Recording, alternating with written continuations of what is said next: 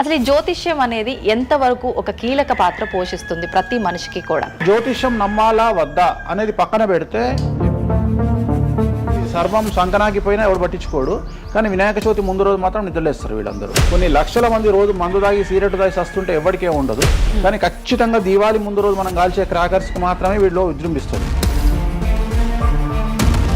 Beauty పార్లర్కి పోయినప్పుడు ఈ మంగళసూత్రాన్ని తీసి అట్లా పక్కకు పెడతారు.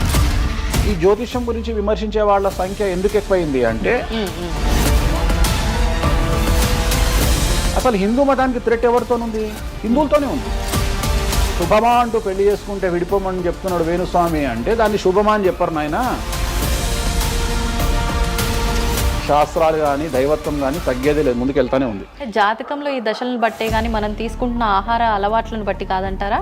ఏం తినని వాళ్లకు కూడా క్యాన్సర్స్ వస్తాయి. అంతెందుకు, కరోనాలో మంచి మంచోళ్ళు చచ్చిపోయారు, తాగుబోతులు ఎవరు తావాలా? అవును. దేవుడు అనేవాడు నీ జాతకాన్ని రాసిండు, నీ తలరాత రాయలే. ఈ మధ్య కాలంలో దశమహావిద్యల అమ్మవార్ల గురించి చాలా ఎక్కువగా వింటున్నాం. ఎవరు అసలు ఈ దశమహావిద్యలు, ఎందుకు ఆరాధించొద్దు? సో దశమహావిద్యలు అనేవి ఇవాళ కొత్తవి కావు.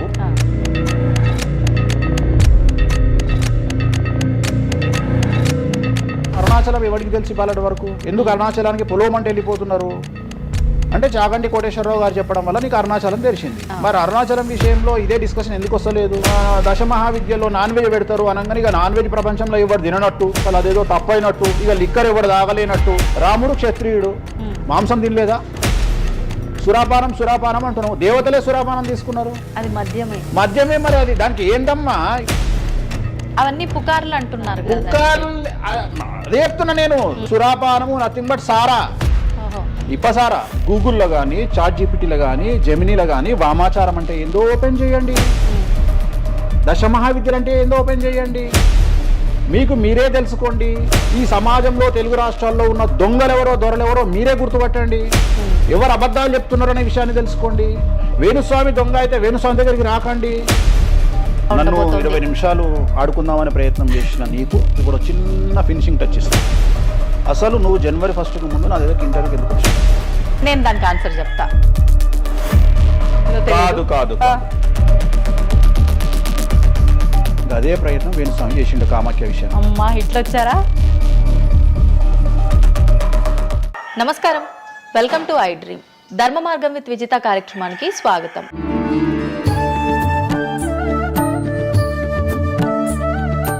ప్రస్తుతం మనతో పాటు ఉన్నారు ప్రముఖ జ్యోతిష్యులు వేణుస్వామి గారు. ఇప్పుడు వారితో మాట్లాడి మరిన్ని విషయాలు తెలుసుకుందాం. ముఖ్యంగా మనకెన్నో సందేహాలు ఉంటూ ఉంటాయి, వాటి గురించి అడిగి తెలుసుకునే ప్రయత్నం చేద్దాం. నమస్కారం అండి. నమస్తే తల్లి. ఓం నమో వెంకటేశాయ. వెంకటాద్రి సంస్థానం బ్రహ్మాండే నాసికించిన వెంకటేశ సమోదేవో నా భూతో నా భవిష్యతి. గురుగారు, చాలా వరకు ప్రస్తుత రోజుల్లో జ్యోతిష్యాన్ని ఎక్కువగా నమ్ముతున్నారేమో అనిపిస్తూ ఉంటుంది. సేమ్ టైం మళ్ళీ జ్యోతిష్యం మూఢనమ్మకము అని చెప్పి కొట్టిపారేసే వాళ్ళు కూడా ఎక్కువైపోయారేమో అనిపిస్తుంది. అసలు ఈ జ్యోతిష్యం అనేది ఎంతవరకు ఒక కీలక పాత్ర పోషిస్తుంది ప్రతి మనిషికి కూడా? సో జ్యోతిషం అనేది నువ్వు చెప్పినట్టుగా ప్రతి మనిషికి ఒక ఫేసు 2 ఫేసులు ఉంటాయి, కానీ కొంతమందికి చాలా ఫేసెస్ ఉంటాయి. ఉదాహరణ వేణుస్వామికి 2 ఫేస్ ఉండొచ్చు, అంటే సామాజికంగా ఒకటి, ప్రైవేట్గా ఒకటి. కానీ సమాజంలో ప్రస్తుతము తెలుగు రాష్ట్రాల్లో ఒక మనిషికి 5 ముఖాలు ఉన్నాయి. అంటే తెలుగు రాష్ట్రాల్లో ఎందుకు చెప్తున్నానంటే, భారతదేశాన్ని మొత్తం కంపేర్ చేసినప్పుడు భారతదేశానికి సంబంధించినటువంటి రాజకీయాలు వేరు, తెలుగు రాష్ట్రాల రాజకీయాలు వేరు. భారతదేశం సోషల్ మీడియా వేరు, తెలుగు రాష్ట్రాల సోషల్ మీడియా వేరు. భారతదేశం న్యూస్ ఛానల్స్ వేరు, తెలుగు రాష్ట్రాల న్యూస్ ఛానల్స్ వేరు. సో ప్రతిదీ తీసుకుంటే తెలుగు రాష్ట్రాలకు సంబంధించి చాలా ప్రత్యేకమైనటువంటి స్టైల్లో మనం ప్రజెంట్ వెళ్తా ఉన్నాము. ప్రత్యేకించి తెలుగు రాష్ట్రాలు ఇంతకు ముందు ఒకటే రాష్ట్రానికి పరిమితం అయ్యి ఉండే, అది ఇప్పుడు హైదరాబాద్ కూడా అంటుకుంది. సో 2 రాష్ట్రాలు ఇంచుమించుగా సేమ్ స్టైల్లో వెళ్తున్నాయి. సో జ్యోతిష్యం నమ్మాలా వద్దా అనేది పక్కన పెడితే, ఎప్పుడే కానీ దేని గురించి ఎవరు మాట్లాడినా 2-3 విషయాల గురించి మాట్లాడతారు. ఒకటి ఐడెంటిటీ, ఒకటి బ్రాండు, ఒకటి ప్రత్యేకించి పిఆర్ స్ట్రాటజీ. ఇప్పుడు బ్రాండ్ అనేది వేణుస్వామి అంటే ఒక బ్రాండ్. వేణుస్వామి జ్యోతిషం గురించి మాట్లాడుతున్నాడు అంటే చాలా మంది వెయిట్ చేస్తారు, జరిగిందా జరగలేదని విశ్లేషించుకుంటారు. అదొక పద్ధతి. వేణుస్వామిని విమర్శించే వాళ్ళు ఏం చేస్తారంటే, వాళ్ళు ఐడెంటిటీ క్రైసిస్లో ఉంటారు. సో వాళ్ళు వేణుస్వామిని విమర్శించినా లేకపోతే ఒక పెద్ద వ్యక్తిని విమర్శించినా వాళ్లకు దానివల్ల ఐడెంటిటీ వస్తుంది. మామూలుగా వాళ్ళు విమర్శిస్తే ఎవడు పట్టించుకోడు, వేణుస్వామిని విమర్శిస్తే పట్టించుకుంటారు. అలా కాకుండా కొంతమంది ఇది ఏమంటారు హేతువాదులు అనొచ్చు, లేదంటే నాస్తికులు అనొచ్చు, ఇంకోటి అనొచ్చు. సో వీళ్ళందరూ ఏంటంటే ప్రత్యేకించి హిందూ మతానికి సంబంధించిన జ్యోతిష్యం గురించి మాట్లాడతారు, హిందూ మతానికి సంబంధించిన పండుగల వినాయకుని గురించి మాట్లాడతారు.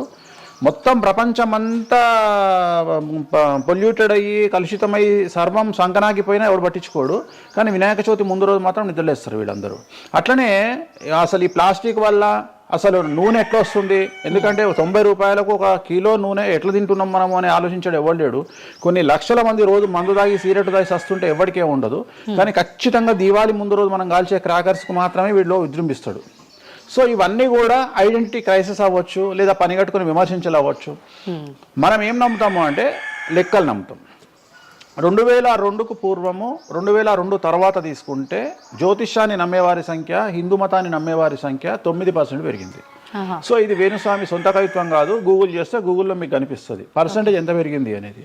సో ఎప్పుడే కానీ గుర్తుంచుకోవాల్సింది ఏంటి అంటే మనము సైంటిఫిక్గా సైన్స్ పరంగా మనం ఎంత ముందుకెళ్తామో మన జెన్జీ జనరేషన్, ఆల్ఫా జనరేషన్లు ఎంత ఫాస్ట్గా వస్తాయో ఎట్ ది సేమ్ టైము దేవుళ్ళ మీద నమ్మకాలు కూడా అదే పరిస్థితులలో ఉంటాయి. కాకపోతే ఇక్కడ ఏంటి అంటే ఒకటి ఎక్స్ప్రెసివ్ అవ్వచ్చు, ఎక్స్ప్రెసివ్ కాకపోవచ్చు. ఎందుకు పెరిగాయి అంటారు ఈ పర్సంటేజ్ మీరు అన్నట్లుగా? అంటే ఖచ్చితంగా కష్టాల ప్రాబ్లం. అంటే ఇక్కడ కష్టాల కంటే కూడా కాంపిటీషన్ అని చెప్తాను నేను.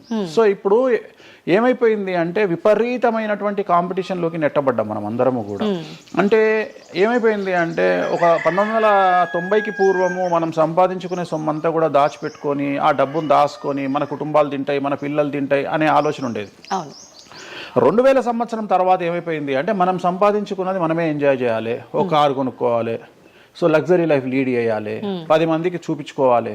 అంటే స్వతహాగా అనుభవించడం కంటే కూడా 10 మందికి చూపించుకోవాలి అనేటువంటి ఒక పనికిమాలిన భావన జనాల్లో చాలా వచ్చింది. ఇది ఎంతవరకు కరెక్ట్ అంటే తప్పు చెప్తున్నా. ఇప్పుడు ఉదాహరణ ఇన్ఫ్లుయెన్సర్స్ చూస్తుంటే అసలు యాక్చువల్గా వినాయక చవితి అనేది చవితి రోజు చేసుకోవాలి, కానీ వీళ్ళు ఏం చేస్తున్నారు, వినాయక చవితికి 2 రోజుల ముందరనే వినాయక చవితి చేసుకొని దాన్ని మొత్తం ఎడిట్ చేసి అంతా చేసి వినాయక చవితి నాడు పోస్ట్ చేస్తారు. సో దీనివల్ల వాళ్ళ ఖచ్చితంగా ఎఫెక్ట్ అవుతుంది. ఎందుకు ఎఫెక్ట్ అవుతుంది అంటే ఇప్పుడు మాంగళ్యం ఉంది, ఉదాహరణ మెడలో మంగళసూత్రం అనేది ధరిస్తారు అమ్మాయిలు. వీళ్ళు ఏం చేస్తున్నారు ఈ మధ్యన అంటే కొంతమంది అమ్మాయిలు వెస్ట్రన్ కల్చర్కు బానిసలైన అమ్మాయిలు ఏం చేస్తారంటే దాన్ని ఏమంటారు బ్యూటీ పార్లర్కి పోయినప్పుడు ఈ మంగళసూత్రాన్ని తీసి అట్లా పక్కకు పెడతారు. సో మళ్ళీ ఎప్పుడైతే నువ్వు ఆ మంగళసూత్రాన్ని వేసుకుంటున్నావో ఆ సమయం కనుక మంచిది కాకపోతే ఎఫెక్ట్ అవుతుంది ఫ్యామిలీ. సో అందుకని నువ్వు చేసేటువంటి వినాయక చవితి పూజ కరెక్ట్ సమయంలో చేయకపోతే అది నెగిటివ్ అయ్యేటువంటి అవకాశం ఉంది. సో ఇట్లా ఇన్ఫ్లుయెన్సర్స్ ఉదాహరణ ఇప్పుడు జనరల్గా బేసిక్గా మనము ఒక యూరోప్ కంట్రీకి పోతున్నాము, ఒక దుబాయ్కి పోతున్నాము అంటే మనం అక్కడికి పోయినాక షాపింగ్ చేస్తాం. కానీ ఇప్పుడు ఉన్నటువంటి జనరేషన్లో వీళ్ళందరూ ఏంది ఇక్కడ షాపింగ్ చేసి మళ్ళీ అక్కడ షాపింగ్ చేస్తారు. అంటే చాలా విచిత్రం అయిపోయింది. అంటే ఖచ్చితంగా సంవత్సరానికి ఒక 10 డొమెస్టిక్ టూర్లు, ఖచ్చితంగా సంవత్సరానికి ఒక 5 ఇంటర్నేషనల్ టూర్స్. ఇవన్నీ దేనికోసము అంటే సమాజానికి మా దగ్గర డబ్బులు ఉన్నాయి అని చూపించుకోవడం కోసము, ఆర్భాటాలు. సో ఆర్భాటాల కోసము. సో నేను జనరల్గా ఏం చెప్తా అంటే first build your own brand. First brand build చేసుకున్నాక తర్వాత నువ్వు బ్రాండ్లకు అలవాటుగా. ఇప్పుడు ఒక అనామకుడు ఒక మామూలు మనిషి రేంజ్ రోవర్ కార్ వేసుకొని వస్తే జనాలందరూ రేంజ్ రోవర్ కార్ను చూస్తారు. అదే ఒక సూపర్ స్టార్ ఒక ప్రభాస్ ఒక మహేష్ బాబు వస్తే మహేష్ బాబుని చూస్తారు, ప్రభాస్ని చూస్తారు, కానీ కార్ను చూడరు. సో నేనేమంటే ఫస్ట్ నువ్వు దాన్ని తయారు చేసుకో. ఇప్పుడు ఉదాహరణ ఒక బాలీవుడ్ హీరోయిన్ ఉంది, ఆ బాలీవుడ్ హీరోయిన్ ఒక ఎల్వీ హ్యాండ్ బ్యాగ్ వేసుకుంది, సపోజ్ అది ఫేకే అనుకుందాం, బట్ జనాలు అందరూ అది ఒరిజినల్ అనుకుంటారు. అదే ఒక మామూలు అమ్మాయి నిజంగానే ఎల్వీ బ్రాండ్ వేసుకుంది, కానీ అది ఫేక్ అనుకుంటారు. సో అందుకని ఫస్ట్ నీ బ్రాండ్ నువ్వు నిలబెట్టుకున్న తర్వాత అప్పుడు నువ్వు బ్రాండ్స్ జోలికి వెళ్ళు. ఇప్పుడు సో ప్రస్తుతం సమాజంలో ఈ జ్యోతిష్యం గురించి విమర్శించే వాళ్ళ సంఖ్య ఎందుకు ఎక్కువైంది అంటే వాళ్ళకు వ్యక్తిగతమైన అంశాలు చాలా ఉంటాయి. They want subject. అంటే ఏమైపోయింది, ఇప్పుడు ఎగ్జాంపుల్ ఇప్పుడు నేనే ఒక యూట్యూబ్ ఛానల్ పెట్టుకున్నా, నన్ను నేను ఓన్గా జర్నలిస్ట్గా నన్ను నేను గుర్తించుకున్నా, నాకు సబ్జెక్ట్ కావాలి అంటే అట్లీస్ట్ నేను ప్రతిరోజు కనీసం ఒక 10 నుండి 15 వీడియోలు చేయాలి అంటే నాకు ఆ మనిషితో పని లేదు, ఆ వ్యవస్థతో పని లేదు, ఆ సబ్జెక్టుతో పని లేదు. నేను రాకెట్ గురించి నేనే మాట్లాడతా, జ్యోతిష్యం గురించి నేనే మాట్లాడతా, రైతు గురించి నేనే మాట్లాడతా, పిడకల గురించి నేనే మాట్లాడతా. అంటే లాస్ట్కు నాకు కావాల్సింది ఏంది అంటే నాకు వ్యూవర్స్ కావాలి. అట్లీస్ట్ నేను పెట్టే సబ్జెక్టుకు నాకు తెలియకున్నా సరే దాని గురించి కంటి చూపు గురించి నేనే మాట్లాడతా, క్యాన్సర్ గురించి నేనే మాట్లాడతా, ఎయిడ్స్ గురించి నేనే మాట్లాడతా. అంటే కాదేది విమర్శకు అనర్హం. అంటే నీకు సబ్జెక్టు తెలుసా తెలియదా అంటే ఇంగితం ఉండేవాడు కంట్రోల్ చేసుకో. ఇప్పుడు నాకు సిగ్గు శరము ఇంగితం ఉంది. నేను ఇప్పుడు ఆ కెమెరామెన్ తీసేటువంటి కెమెరాకు సంబంధించి ఆయన ఎట్లా పెట్టాలి ఫోకస్, ఆయన లెన్స్ ఎంత అడ్జస్ట్ చేసుకుంటాడు ఏంది అనేది నాకు సంబంధం లేని వ్యవహారం. కానీ నేను అసలు దానిలోకి వెళ్ళను. కానీ అదే విశ్లేషకుల పేరుతో ఉండేటువంటి యూట్యూబ్ ఛానల్స్ అవ్వచ్చు, ఇంకొకళ్ళు అవ్వచ్చు, వాళ్ళు ఏం చేస్తారు, దాన్ని కూడా వాళ్ళే జస్టిఫికేషన్ చేస్తారు. అంటే దాన్ని కూడా నువ్వు కెమెరా ఎట్లా పెట్టాలనో కెమెరామెన్కి వీళ్ళు నేర్పిస్తారు, వీళ్ళే డిస్కషన్. ఎందుకు అంటే వాళ్ళకి ఏదో ఒక 10,000 వ్యూవర్షిప్ పోతే ఇట్లా ఓవరాల్గా తీసుకుంటే నెలకి ఇంత వెళ్తుంది పైసలు. సో దీని మీద బ్రతికే వాళ్ళు, సో వాళ్ళు ఏం చేస్తారు, వాళ్ళు విమర్శలు చేస్తారు. సో అట్లనే హేతువాదుల ముసుగులో ఉండేవాళ్ళు విమర్శలు చేస్తారు. అన్నిటికంటే ప్రాబ్లం ఏమైపోయింది అంటే పొద్దున్న లేస్తే హిందూ మతం బాగుండాలి, హిందూ మతం బాగుండాలి అంటే అసలు హిందూ మతానికి థ్రెట్ ఎవరితోనుంది? హిందువులతోనే ఉంది. ముస్లిమ్స్తో లేదు, క్రిస్టియన్స్తో లేదు. ఎందుకంటే వేరే వాళ్ళు మన జోలికి రావట్లా. ఎంతసేపు కప్పల భాగవతం లాగా మన జీవితంలో ఎలుకల భాగవతం లాగా ఒక ఎలుక ఇంకో ఎలుకని కిందికి గుంజుతుంది, ఒక కప్ప ఇంకో కప్పని కిందికి లాగుతుంది. అట్లనే హిందువులలో వేణుస్వామి ఆస్ట్రాలజికల్ ప్రిడిక్షన్స్ లో మంచిగా ఉన్నాడు అంటే వేణుస్వామి చెప్పింది ఏదైనా జరిగినప్పుడు వేయడానికి ఎవరికి మనసు రాదు, కానీ వేణుస్వామిని విమర్శించడానికి పొలోమంటే అందరూ వచ్చేస్తారు. అంటే మరి నేను హిందువునే కదా, నన్ను కిందికి లాగేవాడు హిందువే కదా, మరి ఇక్కడ హిందూ మతం ఏమవుతుంది? ఇప్పుడు సమాజంలో నేను అబ్జర్వ్ చేస్తున్నా, గత కొన్ని రోజుల నుండి, ఒక 6 నెలల నుండి, సంవత్సరం నుండి Telugu media in the sense నేను లోకల్ సోషల్ మీడియాలో హిందూ మతాల పేరు మీద కొత్త వర్షన్ వచ్చింది. ఏంటి అంటే హిందూ ఆచార వ్యవహారాలను విమర్శించడము చాలా కామెడీ అయిపోయింది. ఒక ఆయన ఈ మధ్యలో ఇంటర్వ్యూ చూసిన నేను, అసలు దుర్గమాల లేదంటాడు ఆయన. నేను షాక్ అయినా. నేను ఇనుంటావు నువ్వు కూడా. నాకు ఆశ్చర్యం అనిపించింది.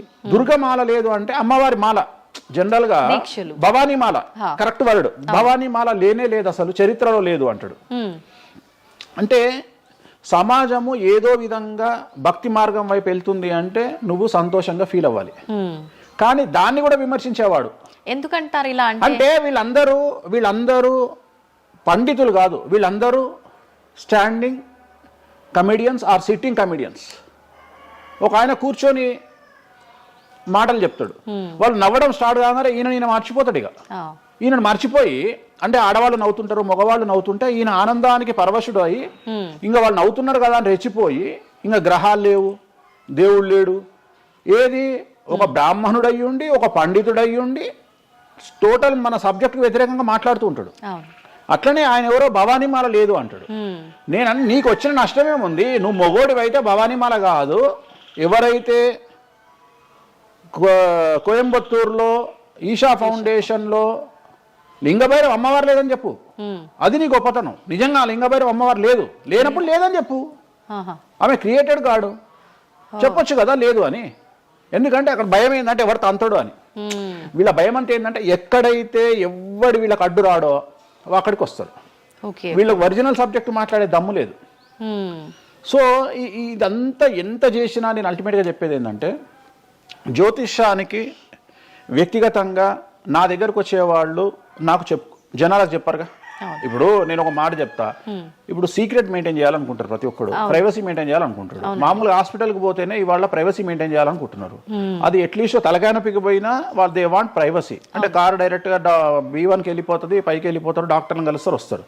అట్లాంటిది వేణుస్వామి దగ్గరకు వచ్చి నేను ఎందుకు చెప్పాలనుకుంటున్నా, లేదంటే నేను ప్రజలకి చెప్పాలనుకుంటున్నా అనుకోరు కదా. ఎవరో ఒకళ్ళు వేణుస్వామి దగ్గరికి వెళ్ళినప్పుడు కొన్నిసార్లు కొన్ని వీడియోలు తీసినప్పుడు 100 మందిలో ఒక వీడియో తీసినప్పుడు ఆ వీడియో పోస్ట్ చేస్తాము, దానివల్ల నా దగ్గరకు వచ్చినట్టు తెలుస్తుంది. కానీ 99% నా దగ్గరకు వచ్చినట్టు తెలియదు. నా దగ్గరికే కాదు, జ్యోతిషం అనేది ఎక్స్ట్రీమ్గా జనాల్లోకి వెళ్తున్నది. ఎట్ ది సేమ్ టైం భక్తి అనేది జనాల్లోకి వెళ్తున్నది. దాన్ని భయం అంటమా భక్తి అంటమా పక్కన పెడితే ఈరోజు జనాలు ముక్కోటి కానీ ఇతరత్ర పండుగలు కానీ జనవరి 1 కానీ జనాలు విపరీతంగా దేవాలయాల్లో ఉంటున్నారు. అంటే జనాలకు దేవుడి మీద కానీ శాస్త్రాల మీద కానీ వచ్చినటువంటి నమ్మకము, ఈ నమ్మకాన్ని ఎవరో ఒకళ్ళు వచ్చి టీవీలో కూర్చొని చెప్పినంత మాత్రాన పోదు. సో ఇది జనాల్లోకి విపరీతంగా వెళ్తానే ఉంటుంది. జనాలు ఎప్పుడే కానీ ఎంత వెస్టర్న్ కల్చర్కి వెళ్ళినా నమ్మకము అనేది ఒకటి ఉంటుంది. మనల్ని నమ్మించేది, మనల్ని బ్రతికించేది నమ్మకము. ఈ నమ్మకం లేకపోతే మనకు జీవితం లేదు. సో ఈ జ్యోతిష్యము అనేది అంధకార బంధురంలో ఉండేటువంటి ఒక వ్యక్తిని బయటకు తీసుకురావడానికి, జరగబోయేటువంటి నష్టాన్ని చెప్పడానికి మాత్రమే పనికి వచ్చేటువంటి శాస్త్రము. అంతేగాని నువ్వు 50 ఏళ్లకు నరుకుతావు, 40 ఏళ్లకు కారు కొంటావు, ఈ సొల్లు పురాణం చెప్పాల్సిన పని లేదు. జరగబోయేటువంటి నష్టాన్ని గనక చెప్పగలిగితే జ్యోతిష్యము దాన్ని సరి చేసుకోవడంతో పాటు మానసికంగా స్ట్రాంగ్ అవ్వడానికి ఆ వ్యక్తికి చాలా చాలా చాలా ఉపయోగపడుతుంది. భార్యాభర్తలు తన్నుకొని చస్తారు, విడిపోతారు అని చెప్పడంలో ఉద్దేశము మీరు విడిపోండి అని కాదు.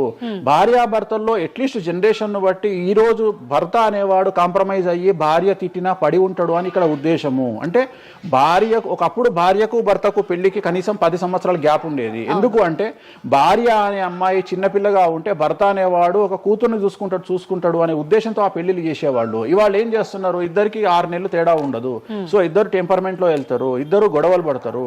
సో ఈ కండిషన్ లో వాళ్ళిద్దరు విడిపోయేటువంటి తత్వం వైపు వెళ్తారు. కాబట్టి మొదలే మీ జాతకాలు బాగాలేవు, మీకు విడిపోయే అవకాశం ఉంది అంటే మిమ్మల్ని విడిపోమని చెప్పడం కాదు. ఇక్కడ మీరు జాగ్రత్తగా ఉండండి, కాంప్రమైజ్ కండి, ఈగోస్ పక్కన పెట్టండి, మీ పొసెసివ్నెస్ ను పక్కన పెట్టండి. సో ఆర్థికపరమైనటువంటి అంశాల్లో క్యాలిక్యులేటెడ్గా ఉండండి, తన్నుకొని చావకండి, విడిపోకండి అని మొదలే వాళ్ళని హెచ్చరించడం అనేటువంటిది దీంట్లో భాగము. కానీ ఇవాళ ఏమంటున్నారు, శుభమా అంటూ పెళ్లి చేసుకుంటే విడిపోమని చెప్తున్నాడు వేణుస్వామి అంటే దాన్ని శుభమా అని చెప్పరు నాయన. ప్రతి ఒక్కళ్ళకి అదే చెప్తున్నారు. ఆ మాతకు వస్తే మీరు పొద్దున్న లేస్తే 100 పెళ్లిలలో 80 పెళ్లిళ్ళు డివోర్స్ అవుతున్నాయి. మరి దీని మీద మీరే కదా డిబేట్ పెడతారు. సో ఇదంతా ఏంటంటే ఒక వ్యక్తిని విమర్శించాలనుకున్నప్పుడు వాళ్ళు ఏదైనా తీసుకురావచ్చు. దాన్ని రామ అంటే దాన్ని చిన్న పదాలు మారిస్తే ఆ రామ అనేది ఒక బ్యాడ్ వర్డ్ అవుతుంది. సో దాన్ని ఎట్లంటే అట్లా చేసుకొని పోవచ్చు. కానీ ప్రస్తుతం దేశ కాలమాన పరిస్థితులలో జ్యోతిష్యం కానీ శాస్త్రాలు కానీ దైవత్వం కానీ తగ్గేదే లేదు, ముందుకెళ్తానే ఉంది.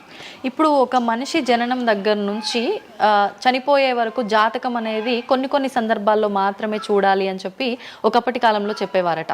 కానీ ఇప్పుడు మాత్రం పుట్టిన దగ్గర నుంచి ఎప్పుడు ఏ చిన్న సమస్య వచ్చినా జాతకం చూపించుకోవడము, అసలు ఇది మన సాంప్రదాయంలో లేనే లేదు అంటున్నారు. ఇది ఎంతవరకు వాస్తవం?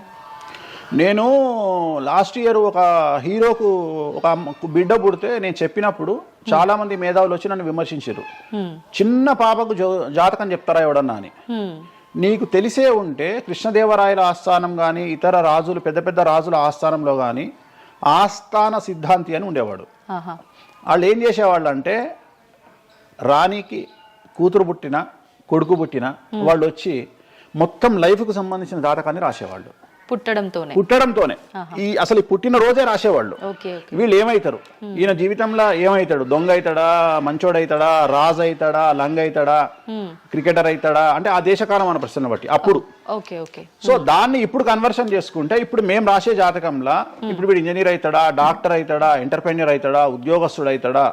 సో ఇవన్నీ అంచనా వేగ ఒక మనిషి పుట్టినప్పటి నుండి లగ్నాన్ని బేస్ చేసుకొని 1వ నెంబరు అంటే లగ్నము నుండి 12వ నెంబరు అంటే వ్యయము 1 నుండి 12 గడులను కనుక తీసుకొని రాస్తే ఆ మనిషి ఎప్పుడు పుట్టి ఏమేం చేస్తాడు, ఎప్పుడు చనిపోతాడు అనేది వెరీ క్లియర్గా మెన్షన్ చేయవచ్చు. సో ప్రతి రోజు జాతకాన్ని వేసుకోవచ్చు, ప్రతి నెల జాతకాన్ని వేసుకోవచ్చు. గోచారము గ్రహచారము అని 2 ఉంటాయి. గోచారము అంటే ప్రస్తుతం జరిగేటువంటి గ్రహాల యొక్క గమనం ఏ విధంగా ఉంది అని తెలియజేసేది గోచారము. గ్రహచారము అంటే పుట్టినప్పుడు దాన్ని బేస్ చేసుకొని రాసేది గ్రహచారము. జనరల్ గా తెలుగు రాష్ట్రాల్లో చాంద్రమానాన్ని మాత్రమే బేస్ చేసుకొని జాతకాలు రాస్తారు. కానీ వేణుస్వామి ఒక్కడే చాంద్రమానము, సౌరమానము, బార్హస్పత్యమానము అనే 3 విభాగాలను బేస్ చేసుకొని జాతకాలు రాస్తాడు. చాంద్రమానము అంటే చంద్రుడిని బేస్ చేసుకొని రోజున్నర పాటు చంద్రుడు ఒక రాశిలో ఉండేదాన్ని చాంద్రమానము అంటారు. ఇది మన దక్షిణ భారతదేశంలో వాడతాము. సౌరమానము అంటే సూర్యుడు, రవి ఒక నెలలో ఒక రాశిలో ఉంటాడు, దాన్నే మనం సౌరమానము అంటాము. అలాగే బార్హస్పత్యమానము అంటే బృహస్పతిమానము, సంవత్సరం పాటు గురువు ఒక రాశిలో ఉండేదాన్ని బార్హస్పత్యమానము అంటాము. మనము పుట్టినప్పటి నుండి కనీసము నాకు తెలిసి గత 1000 సంవత్సరాలు లేనటువంటి చరిత్ర ఈ సంవత్సరము 2026లో మనం చూడబోతా ఉన్నాము. గురువు ఒకే సమయములో 6 నెలల్లో 3 రాశుల్లోకి ప్రవేశిస్తా ఉన్నాడు. అంటే జనరల్ అర్థం కాదు, అసలు మనం ఎప్పుడు చూడలే. అందుకనే ఈ సంవత్సరం చాలా పెను సంచలనాలు ఉంటాయి. 2026లో గురువు మిథునం, కర్కాటకం, సింహం 3 రాశుల్లోకి వచ్చి మళ్ళీ రివర్స్ వస్తున్నాడు కర్కాటకానికి. సో చాలా విచిత్రమైనటువంటి ఒక గమనాన్నిగా మనం చూడాల్సి వస్తుంది. ఇది చాలా పెను సంచలనాలకు అంటే సృష్టిలోనే ఒక విచిత్రమైనటువంటి అనుభూతిని మనం పొందబోతా ఉన్నాము, మంచి చెడులు పక్కన పెడితే. సో ఇలాంటి పరిస్థితి నుండి జాతకాలను విశ్లేషించడము ఇవన్నీ కూడా నడుస్తాయి. ఇప్పుడు కొన్నిసార్లు మనిషి కొన్ని సందర్భాల్లో ఇబ్బంది వచ్చినప్పుడు నా తలరా తింటే భగవంతుడు ఇంకా రాసేశాడు, నేనేం మార్చలేను అంటుంటారు. కొన్నిసార్లు భగవంతుడిని పక్కన పెట్టి, తలరాతను పక్కన పెట్టి మనం గట్టిగా ఒకటి అనుకుంటే అయిపోతుంది అని అంటూ ఉంటారు. మీరు ముందుగానే ఒక శిశువు జననం అయినప్పుడే వాళ్ళ మొత్తం లైఫ్కి సంబంధించిన జాతకం ఇవ్వగలుగుతాము అన్నారు. మరి ఇప్పుడు మధ్యలో ఇప్పుడు చెప్తున్న వాళ్ళ విధానాలను బట్టి మనం అనుకుంటే అయిపోతుంది, ఏదైనా మనం ప్రయత్నం చేస్తే మారుతుంది, భగవంతుడు దాన్ని మార్చేస్తాడు కొన్ని ప్రయత్నాల వల్ల అంటారు. ఈ రెండిట్లో అసలు దేన్ని నమ్మాలంటారు? ఇప్పుడు భగవంతుడు రాసినాడు, మన జాతకము మారదు, మన తలరాత మారదు అని అనుకుంటే అలాంటి వాళ్ళందరినీ మనం చేయాల్సింది ఏంటంటే, వాళ్ళకి ఎవరికైనా హార్ట్ అటాక్ రాగానే వాళ్ళని అట్లనే బెడ్ మీద కూర్చోబెట్టి ఎదురుగా ఫోటో పెట్టి దేవుని మొక్కమని చెప్పాలి. హాస్పిటల్కి ఎవరిని పంపించొద్దు. ఎందుకంటే తలరాత కదా, భగవంతుడు రాసేసిండు కదా. మరి ఎందుకు మరి అనవసరంగా అంబులెన్స్కి ఫోన్ చేయడము, హాస్పిటల్కి వెళ్ళడం ఎందుకు? పనిలేని పని కదా. అంటే నీ ప్రయత్నము, హార్ట్ అటాక్ వచ్చినా కానీ నిన్ను తీసుకుపోయి హాస్పిటల్లో అడ్మిట్ చేస్తున్నారు. సో హాస్పిటల్లో నిన్ను టైంకు తీసుకుపోవాలా వద్దా అని డిసైడ్ చేసేది జాతకం. నువ్వు బతుకుతావా బ్రతకవా అని డిసైడ్ చేసేది జాతకం. ఇక్కడ నేను తోపు నేను తురుము అని అనుకుంటే నడవదు. నేను తోపు నేను తురుము అనుకోవద్దు. చాలా మంది చాలా రకాలుగా కష్టపడతారు. కష్టపడితేనే సుఖపడతాము, కష్టపడితేనే జీవితం అభివృద్ధిలోకి వస్తుంది అనుకుంటే అతి కష్టం పడేది గాడిద. సో అతి కష్టం పడేది డ్రైనేజీలో పనిచేసేటువంటి మున్సిపల్ వర్కర్స్. సో వాళ్లకు ₹1,00,000 రోజుకు జీతం ఇచ్చినా తక్కువ లేదు. అంటే వాళ్ళు ఊడ్చే చెత్త, వాళ్ళు తీసే చెత్త ఈ ప్రపంచంలో ఎవరూ భరించలేరు. అలాంటిది వాళ్ళు చేసే కష్టం మీద కంపేర్ చేస్తే ఈ ప్రపంచంలో ఇక కష్టం చేసే మనుషులే లేరుగా. మరి అలాంటి వారికి మనం ఇచ్చే జీతం ఎంత? 40,000, 50,000. కానీ వాళ్లకు కనీసం నెలకు 40 లక్షలని ఇవ్వాలి. అంటే నువ్వు చేసే కష్టానికి కాకుండా నువ్వు తెలివితో చేసే కష్టానికే విలువ ఎక్కువ. హార్డ్ వర్క్ కాకుండా smart work exactly smart work నమ్ముకోవాలి. సో రెండవది, నేను కష్టపడితే అసలు రానే రాదు. నువ్వు కష్టపడడం కాదు, నువ్వు తెలివిగా కష్టపడు, కసిగా కష్టపడు. సో అందరికంటే భిన్నంగా ముందుకెళ్ళు. సో దీంట్లో లోకులు నీ మీద రాళ్లు వేస్తారు, దీంట్లో లోకులు నిన్ను సమాజంలో టార్గెట్ చేస్తారు. So there is no development in comfortable zone. నువ్వు కంఫర్టబుల్ జోన్ దాటిన తర్వాతనే నీ జీవితంలో నీ కష్టాలు అనేవి స్టార్ట్ అవుతాయి. ఆ కష్టాలు స్టార్ట్ అయిన తర్వాత అభివృద్ధి అనేది ఏర్పడుతుంది. సో నువ్వు ఉద్యోగానికి అలవాటు అయినవు అంటే జీవితంలో నువ్వు ఉద్యోగంలోనే ఉండిపోతావు. నువ్వు రిస్క్ తీసుకొని సంవత్సరం పాటు ఖాళీగా కూర్చోవడానికి ట్రై చేసి నువ్వేదో వ్యాపారం చేసుకోనో ఇంకేదో చేసుకోనో ముందుకు రావడానికి ప్రయత్నం చేస్తే అప్పుడు నువ్వు తోపవుతావు. సో ఇక్కడ నువ్వు ఎంత టార్గెట్ చేసినావు, జీవితంలో ఎంత డబ్బు సంపాదిస్తున్నావు అనే దాని మీద నువ్వు తీసుకునే రిస్క్ ఆధారపడి ఉంటుంది. నువ్వు తీసుకునే రిస్క్ను బేస్ చేసుకుని నీ లైఫ్లో డెవలప్మెంట్ అనేది ఆధారపడి ఉంటుంది. అంతేగాని నేను నార్మల్గానే ఉంటా, నాకు డబ్బులు రావాలి అంటే రావు. ఎట్ ది సేమ్ టైము నాకు జ్యోతిష్యము అనేటువంటిది ఎలాంటిది అంటే, డాక్టర్ దగ్గరికి పోయినప్పుడు బ్లైండ్గా కాలో చెయ్యో ఇరిగినప్పుడు డాక్టర్ దగ్గరికి పోయినావు, డాక్టర్ ఏమంటాడు? ఫస్ట్ ఎక్స్రే తీసుకొని రా అంటాడు. అదే జ్యోతిష్యం. ఆ ఎక్స్రే అనేదే నీ లగ్నం, ఎక్స్రే అనేదే నీ కుండలి. సో నువ్వు తీసుకున్న ఎక్స్రే, నువ్వు ఎట్లయితే డాక్టర్ దగ్గరికి పోయినప్పుడు ఎక్స్రే ఎట్లయితే పనిచేస్తుందో, నీ కష్టం వచ్చినప్పుడు నిన్ను కష్టాల నుండి బయటికి తీసుకురావడానికి జ్యోతిష్యం అనేది ఎక్స్రే లాగా ఉపయోగపడుతుంది.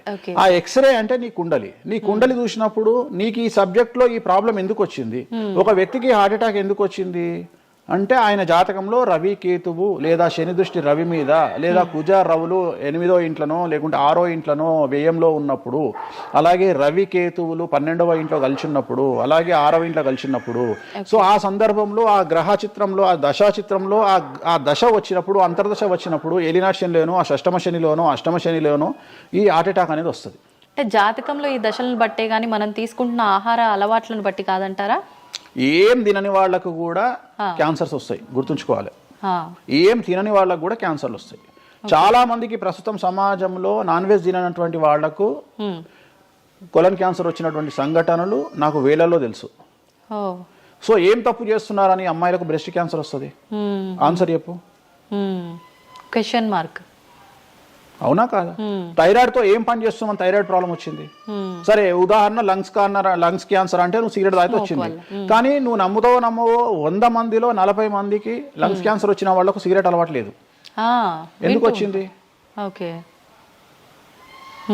సో చాలా మంది అంతెందుకు కరోనాలో మంచి వాళ్ళు చచ్చిపోయారు, తాగుబోతులు ఎవరు తావాలా? అవును అవును. అసలు దీని మీద కదా నువ్వు సైంటిస్ట్ రీసెర్చ్ చేయాల్సింది. ఇంతమందిని చూసినా మనం రోడ్డు మీద బిచ్చమెత్తుకునేవాడు ఎవరు చచ్చిపోలే. రోడ్డు మీద బిచ్చమెత్తుకునేవాడు ఎవరు చచ్చిపోలే. ఎందుకు అంటే వాడి డైజెషన్ సిస్టమ్ అంత స్ట్రాంగ్ ఉంది, వాడి ఇమ్యూనిటీ పవర్ అంత స్ట్రాంగ్ ఉంది. అట్లనే మందు తాగే వాడి ఇమ్యూనిటీ పవర్ అంత స్ట్రాంగ్ ఉంది. తాగుబోతులు ఎవరు చచ్చిపోలే కరోనాలో. సో ఇవన్నీ నువ్వు ఎలా చనిపోతావు, ఏ రోగం వస్తుంది, ఏంది అనేది జ్యోతిష్యం ప్రిడిక్ట్ చేయగలుగుతుంది. జ్యోతిష్యం అనేది నీ లైఫ్ను డిసైడ్ చేసింది కాదు, నీ లైఫ్ను ఎలా మార్చుకోవాలి అనేది జ్యోతిష్యం డిసైడ్ చేస్తుంది. దేవుడు అనేవాడు నీ జాతకాన్ని రాసిండు, నీ తలరాత రాయలే. ఇక్కడ గుర్తుంచుకోవాల్సింది ఏంటంటే నువ్వు ఏ సమయంలో పుట్టాలి అనేది డిసైడ్ చేసింది ఎవరు? దేవుడు. సో నువ్వు పుట్టినప్పుడు 9 గ్రహాల కాంబినేషన్స్ ఎక్కడున్నాయి? లగ్నంలో ఎవరున్నారు, ద్వితీయంలో ఎవరున్నారు, తృతీయంలో ఎవరున్నారు, చతుర్థంలో ఎవరున్నారు, పంచమంలో ఎవరున్నారు, షష్టమంలో ఎవరున్నారు, వ్యయంలో ఎవరున్నారు. అంటే నీకు ఏ రోగాలు రావాలి, నీకు దోస్తులు ఎట్లాంటి వాళ్ళు ఉన్నారు, నీ కుటుంబంలో నీకు బంధువులతో గొడవలు అయితేయా కావా, నువ్వు డబ్బు ఎంత సంపాదిస్తావు, ఉద్యోగం వల్ల సంపాదిస్తావా, వ్యాపారం వల్ల సంపాదిస్తావా, లేకపోతే బెట్టింగ్లకు పోయి నాశనం చేసుకుంటావా, లేకపోతే వ్యసనపరుడు పోయి నాశనం చేసుకుంటావా, సో అమ్మాయిలకు బానిసైతావా, అంటే ఇట్లాంటివన్నింటిని అనలైజ్ చేయగలిగినటువంటి శక్తి జ్యోతిష్యానికి ఉంది. జ్యోతిష్యము అనేది వేరు కాదు. నువ్వు ఏదైతే దేవుడు జాతకం రాసిండు, ఏదైతే తలరాత రాసిండు అంటుండో గదే గిది.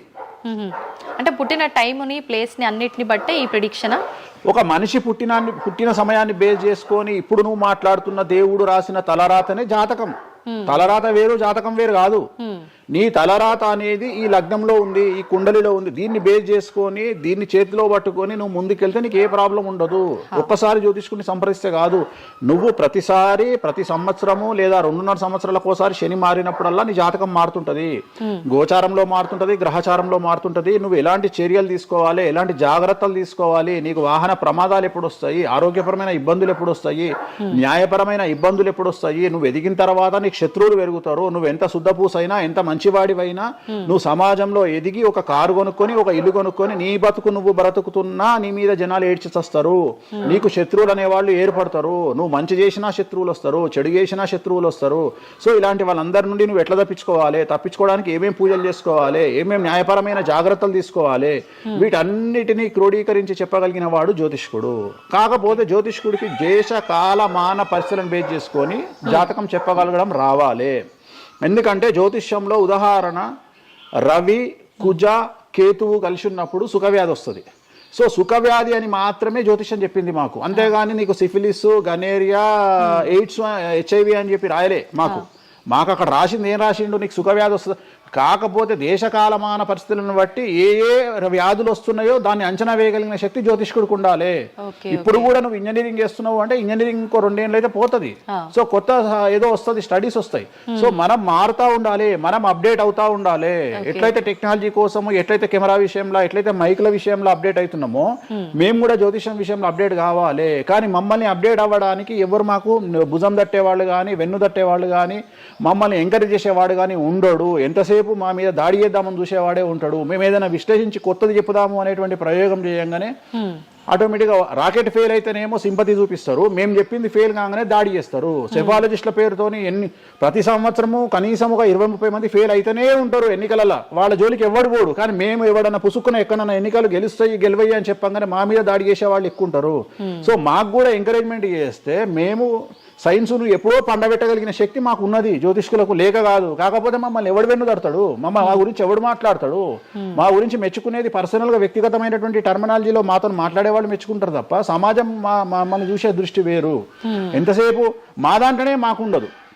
మా దాంట్లో యాచకా శత్రువు అంటే బిచ్చపోరు శత్రువు అని మా దాంట్లో మాకే తన్నులాట. కామాఖ్యకు పోయి బలులిచ్చి పూజలు చేసుకునేటువంటి జ్యోతిష్కుడు హైదరాబాద్కు వచ్చి అక్కడ బలులేవని చెప్తాడు ఒక జ్యోతిష్కుడు. సో ఇట్లా ఎందుకు చెప్తున్నారు అంటే వాళ్ళ కర్మ మనం ఏం చేయలేము. సో ఓవరాల్గా జ్యోతిష్యం అనేది ఏదైనా చరిత్ర సృష్టించగలుగుతుంది. జ్యోతిష్యము అంటే మనిషి యొక్క తలరాతనే జ్యోతిష్యం. ఇప్పుడు మీరు చెప్పిన దాన్ని బట్టి అంతా మనం పుట్టిన టైము ప్లేస్ని బట్టే డిసైడ్ అవుతుంది ఈ ప్రిడిక్షన్ అంతా. అంటే న్యాచురల్గా బర్త్ జరిగితే ఓకే, కానీ ఇప్పుడు అన్ని ముహూర్తాలు పెట్టుకొని టైము అన్ని చూసి చేస్తున్నారు కదా, మరి ఇటువంటి వారికి జాతకం ప్రిడిక్షన్ కరెక్ట్ ఉంటుందా? ఆ ముహూర్తం పెట్టాలి అనేటువంటి టైమింగ్ కూడా ఆయన డిసైడ్ చేస్తాడు, దేవుడే. ప్రతిదీ మనం తోపులం అనుకుంటాం, నేను ఓన్గా ఆలోచిస్తున్నా అనుకుంటాడు. ఓకే, అది ఆల్రెడీ డిసైడెడే. నీ మనసులో ఆ భావం రావడానికి, నీ మనసులో ఆ ముహూర్తం పెట్టించుకోవాలి అని అనుకోవడానికి కర్త కర్మక్రియనే భగవంతుడు. మరి ఇది పెళ్లిళ్ళ విషయంలో ఎందుకు వర్తించదు? పెట్టుడు ముహూర్తాల్లో పెళ్లిళ్ళు వద్దు, అదంత సఖ్యతతో ఉండరు భార్యాభర్తలు అంటారు కదా. అసలు ముహూర్తం మంచిదైతే ఎందుకు విడిపోతున్నారు అని ఇప్పుడు కొంతమంది మేధావులు అడుగుతారు. ఫస్ట్ నేను చెప్పే పాయింట్ ఏంటంటే, నీ జాతకాలే కలవకపోతే నువ్వు ఎంత మంచి ముహూర్తంలో చేసుకుంటే ఉంది. నీ జాతకాలు బాగుంటే, మీ జాతకాలు కలిస్తే నువ్వు అష్టమి నాడు పెళ్లి చేసుకున్నా, అమావాస్య నాడు పెళ్లి చేసుకున్నా ఏమీ కాదు. రైట్. సో నేను మాట్లాడే విషయం ఏంటంటే, నీ అబ్బాయి అమ్మాయి జాతకాలు బాగా కుదిరినప్పుడు వాళ్ళ లైఫ్ ఎక్కడో ఉంటుంది. చాలా మంది there is calculated love, calculated relation. అమ్మాయి ఏమనుకుంటుంది, నేను నెలకు 1,50,000 సంపాదిస్తున్నా, నాకు ఖచ్చితంగా 2 లక్షలు సంపాదించే అబ్బాయి కావాలి అనుకుంటుంది. కానీ నన్ను జీవితంలో బాగా చూసుకునే అబ్బాయి కావాలి, నేను కాంప్రమైజ్ అవుతా, నీకు 1,00,000 వస్తుందా, నేను 1,50,000 సంపాదిస్తా, ఇద్దరం కలిసి 2.5 లక్షలతో బతుకుతాము అని ఏ అమ్మాయి అనుకోదు. సో ప్రతి ఒక్కడి క్యాలిక్యులేషన్ ఇదే. అలాగే అబ్బాయి ఏమనుకుంటాడు, నాకు 2 లక్షలు వస్తుంది కానీ నాకు చాలా అందమైన అమ్మాయి కావాలి అనుకుంటాడు. సో ఇక్కడ ఉన్న డిమాండ్కు తగ్గట్టు సప్లై లేదా. సో అప్పుడు ప్రాబ్లం ఏమవుతుంది, ఫైటింగ్. అప్పుడు ఏమవుతుంది అంటే కాంప్రమైజ్ అనేది స్టార్ట్ అవుతుంది. అంటే జ్యోతిష్యుడు జాతకాలు బాగాలేవు అని చెప్పినా ఇనే పరిస్థితులలో వీళ్ళు ఉండరు. రెండవది, జ్యోతిష్కులు కూడా ఏం చేస్తారంటే సాధ్యమైనంత వరకు ముక్కుసూటిగా ఆన్సర్ చెప్పకుండా, కుజదోషం ఉంది, 7వ ఇంట్లో కుజుడున్నాడు, 7వ ఇంట్లో శని కుజులు కలిసి ఉన్నారు, సో చాలా ప్రాబ్లం అవుతుంది. లేదా 7వ ఇంట్లో చంద్రుడు కుజుడు కలిసి ఉన్నారు, సో పిల్లవాడి తల్లి వల్ల సమస్యలు వస్తాయి, లేదా పిల్ల తల్లి వల్ల సమస్యలు వస్తాయి అని వీడు డైరెక్ట్గా అమ్మాయికో అబ్బాయికో చెప్పడు. లేదు మీ ఇద్దరికి సంతాన యోగం లేదు అని చెప్పడు. ఉదాహరణ 9:5 అయింది, ఇద్దరిది అమ్మాయిది అబ్బాయిది, సంతాన యోగం ఉండదు, షష్టాష్టకాలు అయినాయి. వీడు ఏమంటాడు, షష్టాష్టకాలలో శుభ షష్టాష్టకాలు అంటాడు. అంటే విషయంలో మంచి విషయం ఉంటుందా, ఉండదు కదా. శుభ షష్టాష్టకాలు ఎక్కడి నుండి వచ్చినాయి, నువ్వు చెప్పేదే విషం అంటున్నావు, విషం అనుకుంటూ మంచి విషయం అంటున్నావు మళ్ళా. సో మంచి విషయం ఎక్కడ నుండి ఉంటుంది, ఉండదు. విషయం వేసుకుంటే చస్తాడు. అట్లనే షష్టాష్టకాలు అంటే ప్రాబ్లం స్టార్ట్ అవుతుంది. అట్లనే 9:5 ఏకనాడి, వర్ణదోషము, యోని దోషము, ఇట్లా చాలా రకాల దోషాలు ఉంటాయి. సో ఈ దోషాలను ఏం చేస్తారంటే, ఈ దోషాలను ఎదుటి వ్యక్తికి నిజాయితీగా చెప్పడం మానేసి సాధ్యమైనంత వరకు వీళ్ళు పెళ్లి చేసుకోవాలి అనే ఇంటెన్షనల్ గా పాజిటివ్ వేలో వెళ్తాడు. రెండవది ఏంటంటే, ఆల్రెడీ వీళ్ళు ఏం చేస్తారు, మేమిద్దరం ఫిక్స్ అయినాము, మేము పెళ్లి చేసుకుంటాము అని డిసైడ్ చేసుకొని వస్తారు అక్కడికి. అప్పుడు వాడు ఇవన్నీ చెప్పి వాళ్ళ మనసును విరగొట్టాడు. జనరల్గా ప్రపంచంలో ఏ అమ్మాయి తండ్రి కానీ ఏ అబ్బాయి తండ్రి కానీ తన బిడ్డనో తన కూతురో తన అల్లుడో నాశనం కావాలి అని కోరుకోరు. కానీ చెప్పగలిగినటువంటి పరిస్థితుల్లో ఎవరు ఉండాలి, జ్యోతిష్కుడు ఉండాలి. సో అది నేను చేస్తున్న ప్రస్తుతం కలియుగంలో. వేరే వాళ్ళు ఎవరు చేయట్లేదు ఆ విధంగా. ఎందుకంటే రేపొద్దున కలిసి ఉండకపోతే 2 కుటుంబాలు బాధపడతాయి, సమాజంలో చెడ్డ పేరు వస్తుంది, వీళ్ళ లైఫ్ స్పాయిల్ అయిపోతుంది. సో అందుకని నేను చాలా జాగ్రత్తగా మొదలే డిసైడ్ చేసి, నీకు ఈ ప్రాబ్లం ఉందిరా బాబు, నువ్వు జాతకాలు నీకు కలవలేదు, వివాహం చేసుకోకు అని చెప్తా. వీళ్ళ జాతకాలు బాగా లేకున్నా తీసుకుపోయి మంచి ముహూర్తం చూసుకొని పెళ్లి చేసుకుంటే ఆ ముహూర్తం వీళ్లను సఫలీకృతులను చెయ్యదు. నీ జాతకం బాగుండాలి. అట్లనే నువ్వు ఏ టైంలో పుట్టాలనో డిసైడ్ చేసుకున్నా అని నువ్వు అనుకొని సిజేరియన్ పెట్టుకుంటావు. కానీ ఆ టైంలో నువ్వు నక్షత్రమే చూస్తావేమో కానీ 6వ ఇంట్లో ఉండే గ్రహాలు 12వ ఇంట్లో గ్రహాలు డిసైడ్ చేయగలిగింది భగవంతుడు. ఆ టైంలో ఒకవేళ వ్యయస్థానంలో గ్రహాలున్నా 6వ స్థానంలో గ్రహాలున్నా జాతకం అంతా కింద మీద అవుతుంది. ఒకవేళ కుజుడు ఉండే స్థానాన్ని బట్టి, చంద్రుడు బుధుడు ఉండే స్థానాన్ని బట్టి జాతకాలు కరెక్ట్గా డిసైడ్ చేయకపోతే ఆటిజంతో మగపిల్లలు పుడతారు. సో ఇన్ని సమస్యలు ఉంటాయి. సో చాలా ఈజీగా సిజేరియన్ ఆపరేషన్ చేసుకోగానే పిల్లలు మంచిగా పుడతారు అని కాదు అక్కడ. ఎందుకంటే నువ్వు పిల్లలు మంచిగా పుట్టాలి లేదు అనేది డిసైడ్ చేయడానికి it will take 3 to 4 hours. కానీ 3 to 4 minutes లో జ్యోతిష్కుడు డిసైడ్ చేస్తుంది. అది తప్పు. ఈ మధ్యకాలంలో దశమహావిద్యల అమ్మవార్ల గురించి చాలా ఎక్కువగా వింటున్నాం. రాబోతున్న సినిమాలు, ఆల్రెడీ వచ్చిన సినిమాలు కూడా వారికి సంబంధించిన సినిమాలు ఎక్కువగా రావడం జరుగుతోంది.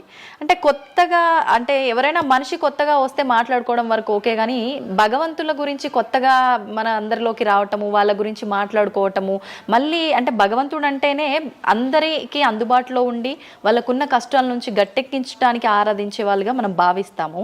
మరి వాళ్ళని అందరూ ఆరాధించొద్దని రకరకాల విధానాలన్నీ చెప్తూ ఉన్నారు. ఎవరు అసలు ఈ దశమహావిద్యలు, ఎందుకు ఆరాధించొద్దు అందరూ? నేను 1991 ఐ థింక్ ఘరానా మొగుడు అనే సినిమా ఓపెనింగ్ చేయడానికి విశాఖపట్నం వెళ్ళాను నేను. ఆ సినిమా ముహూర్తం నేనే పెట్టిన. ఇక్కడ చిరంజీవి గారి సినిమా, రాఘవేంద్రరావు గారిది విశాఖపట్నంలో అయ్యింది. బంగారు కోడిపెట్ట అనే సాంగ్ తోని ఆ సినిమా స్టార్ట్ అయింది. అది ముహూర్తం చేసిన నేను విశాఖపట్నంలో. అప్పుడు నేను అక్కడనే పక్కనే ఉన్నటువంటి శ్రీకాకుళం అనేటువంటి ఒక ప్రాంతానికి వెళ్ళిన. నేను మాట్లాడేది 1991. అప్పుడు వాళ్ళకి ఎన్టీ రామారావు అంటే ఎవరో తెలియదు. హైదరాబాద్లో ఎన్టీ రామారావు ఉంటాడు అంటే వాళ్ళ ఆశ్చర్యానికి అంతులు లేవు.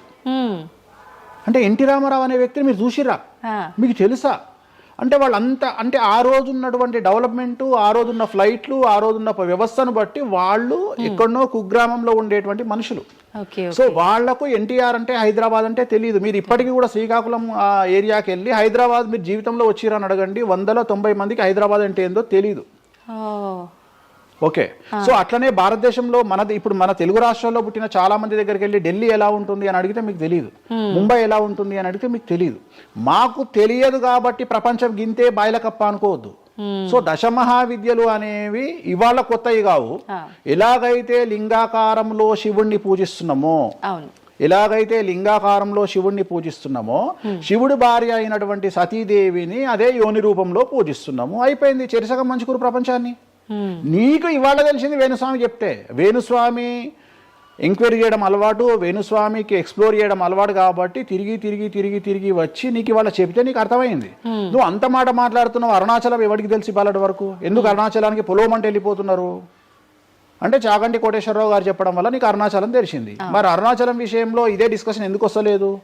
అరుణాచలం అనేది నిన్న మొన్నటి దానిక తెలియదు కదా జనాలకు. ఇవాళ గిరి ప్రదక్షిణ చేస్తూనే ఉన్నారు కదా మీరు అందరు పోయి.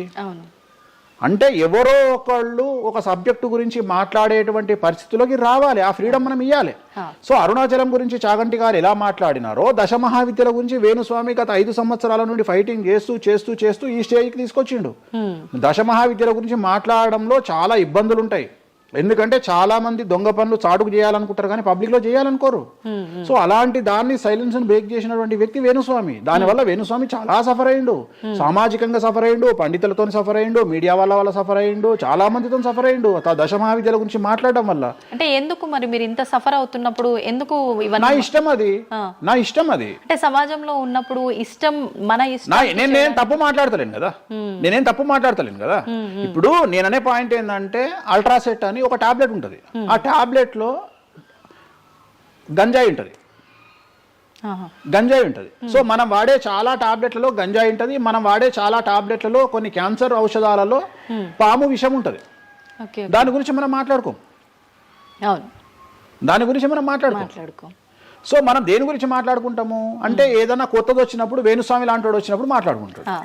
ఇప్పుడు చాలా మంది, కొంతమంది నాకు తెలిసిన వాళ్ళు షుగర్ అంటే ఇప్పటికి కూడా చెప్పుకోరు. భారతదేశంలో షుగర్ వస్తే చెప్పుకోరు షుగర్ వచ్చిందని. అంతెందుకు ఇవాళ గురించి సరోగసి గురించి ఇప్పటికీ మన దేశంలో మాట్లాడుకోరు. ఇప్పటికి కూడా చాలా మంది సెలబ్రిటీలు సరోగసితోని పిల్లల్ని గంటూ అబద్ధాలు చెప్పుకుంటారు, మేము కడుపుతోనున్నామని. అట్లనే అబద్ధాలు చెప్పుకుంటారు, అట్లనే శ్రీమంతాలు చేసుకుంటారు. కానీ వాళ్ళంతా సరోగేట్ మదర్స్. కానీ వాళ్ళు జనాలకు తెలియదు. ఎందుకంటే పొద్దున్న లేచి డోర్ కొట్టి నువ్వు కడుపుతో ఉన్నావా లేదా అని బెదిరిస్తాడు. ఎవడన్నా బెదిరించాడు కదా. నువ్వు ఒక నిజమైన ప్రెగ్నెంట్ను పిలిచి అమ్మ 9 నెలలకు నీ బాడీ లాంగ్వేజ్ ఏందో అడుగు. డెలివరీ అయిన తర్వాత 40 రోజులు నీకు సుక్కలు ఎట్లా కనిపిస్తాయో అడుగు. మొన్న నాకు బాగా క్లోజ్ అయినటువంటి ఒక ఆమె 21 కొడుకు పుట్టిండండి వేణుస్వామి గారు, 21కి రండి అని పిలిచింది. 21కి పోయినా. 5వ అంతస్తులు ఉంది వాళ్ళ ఇల్లు.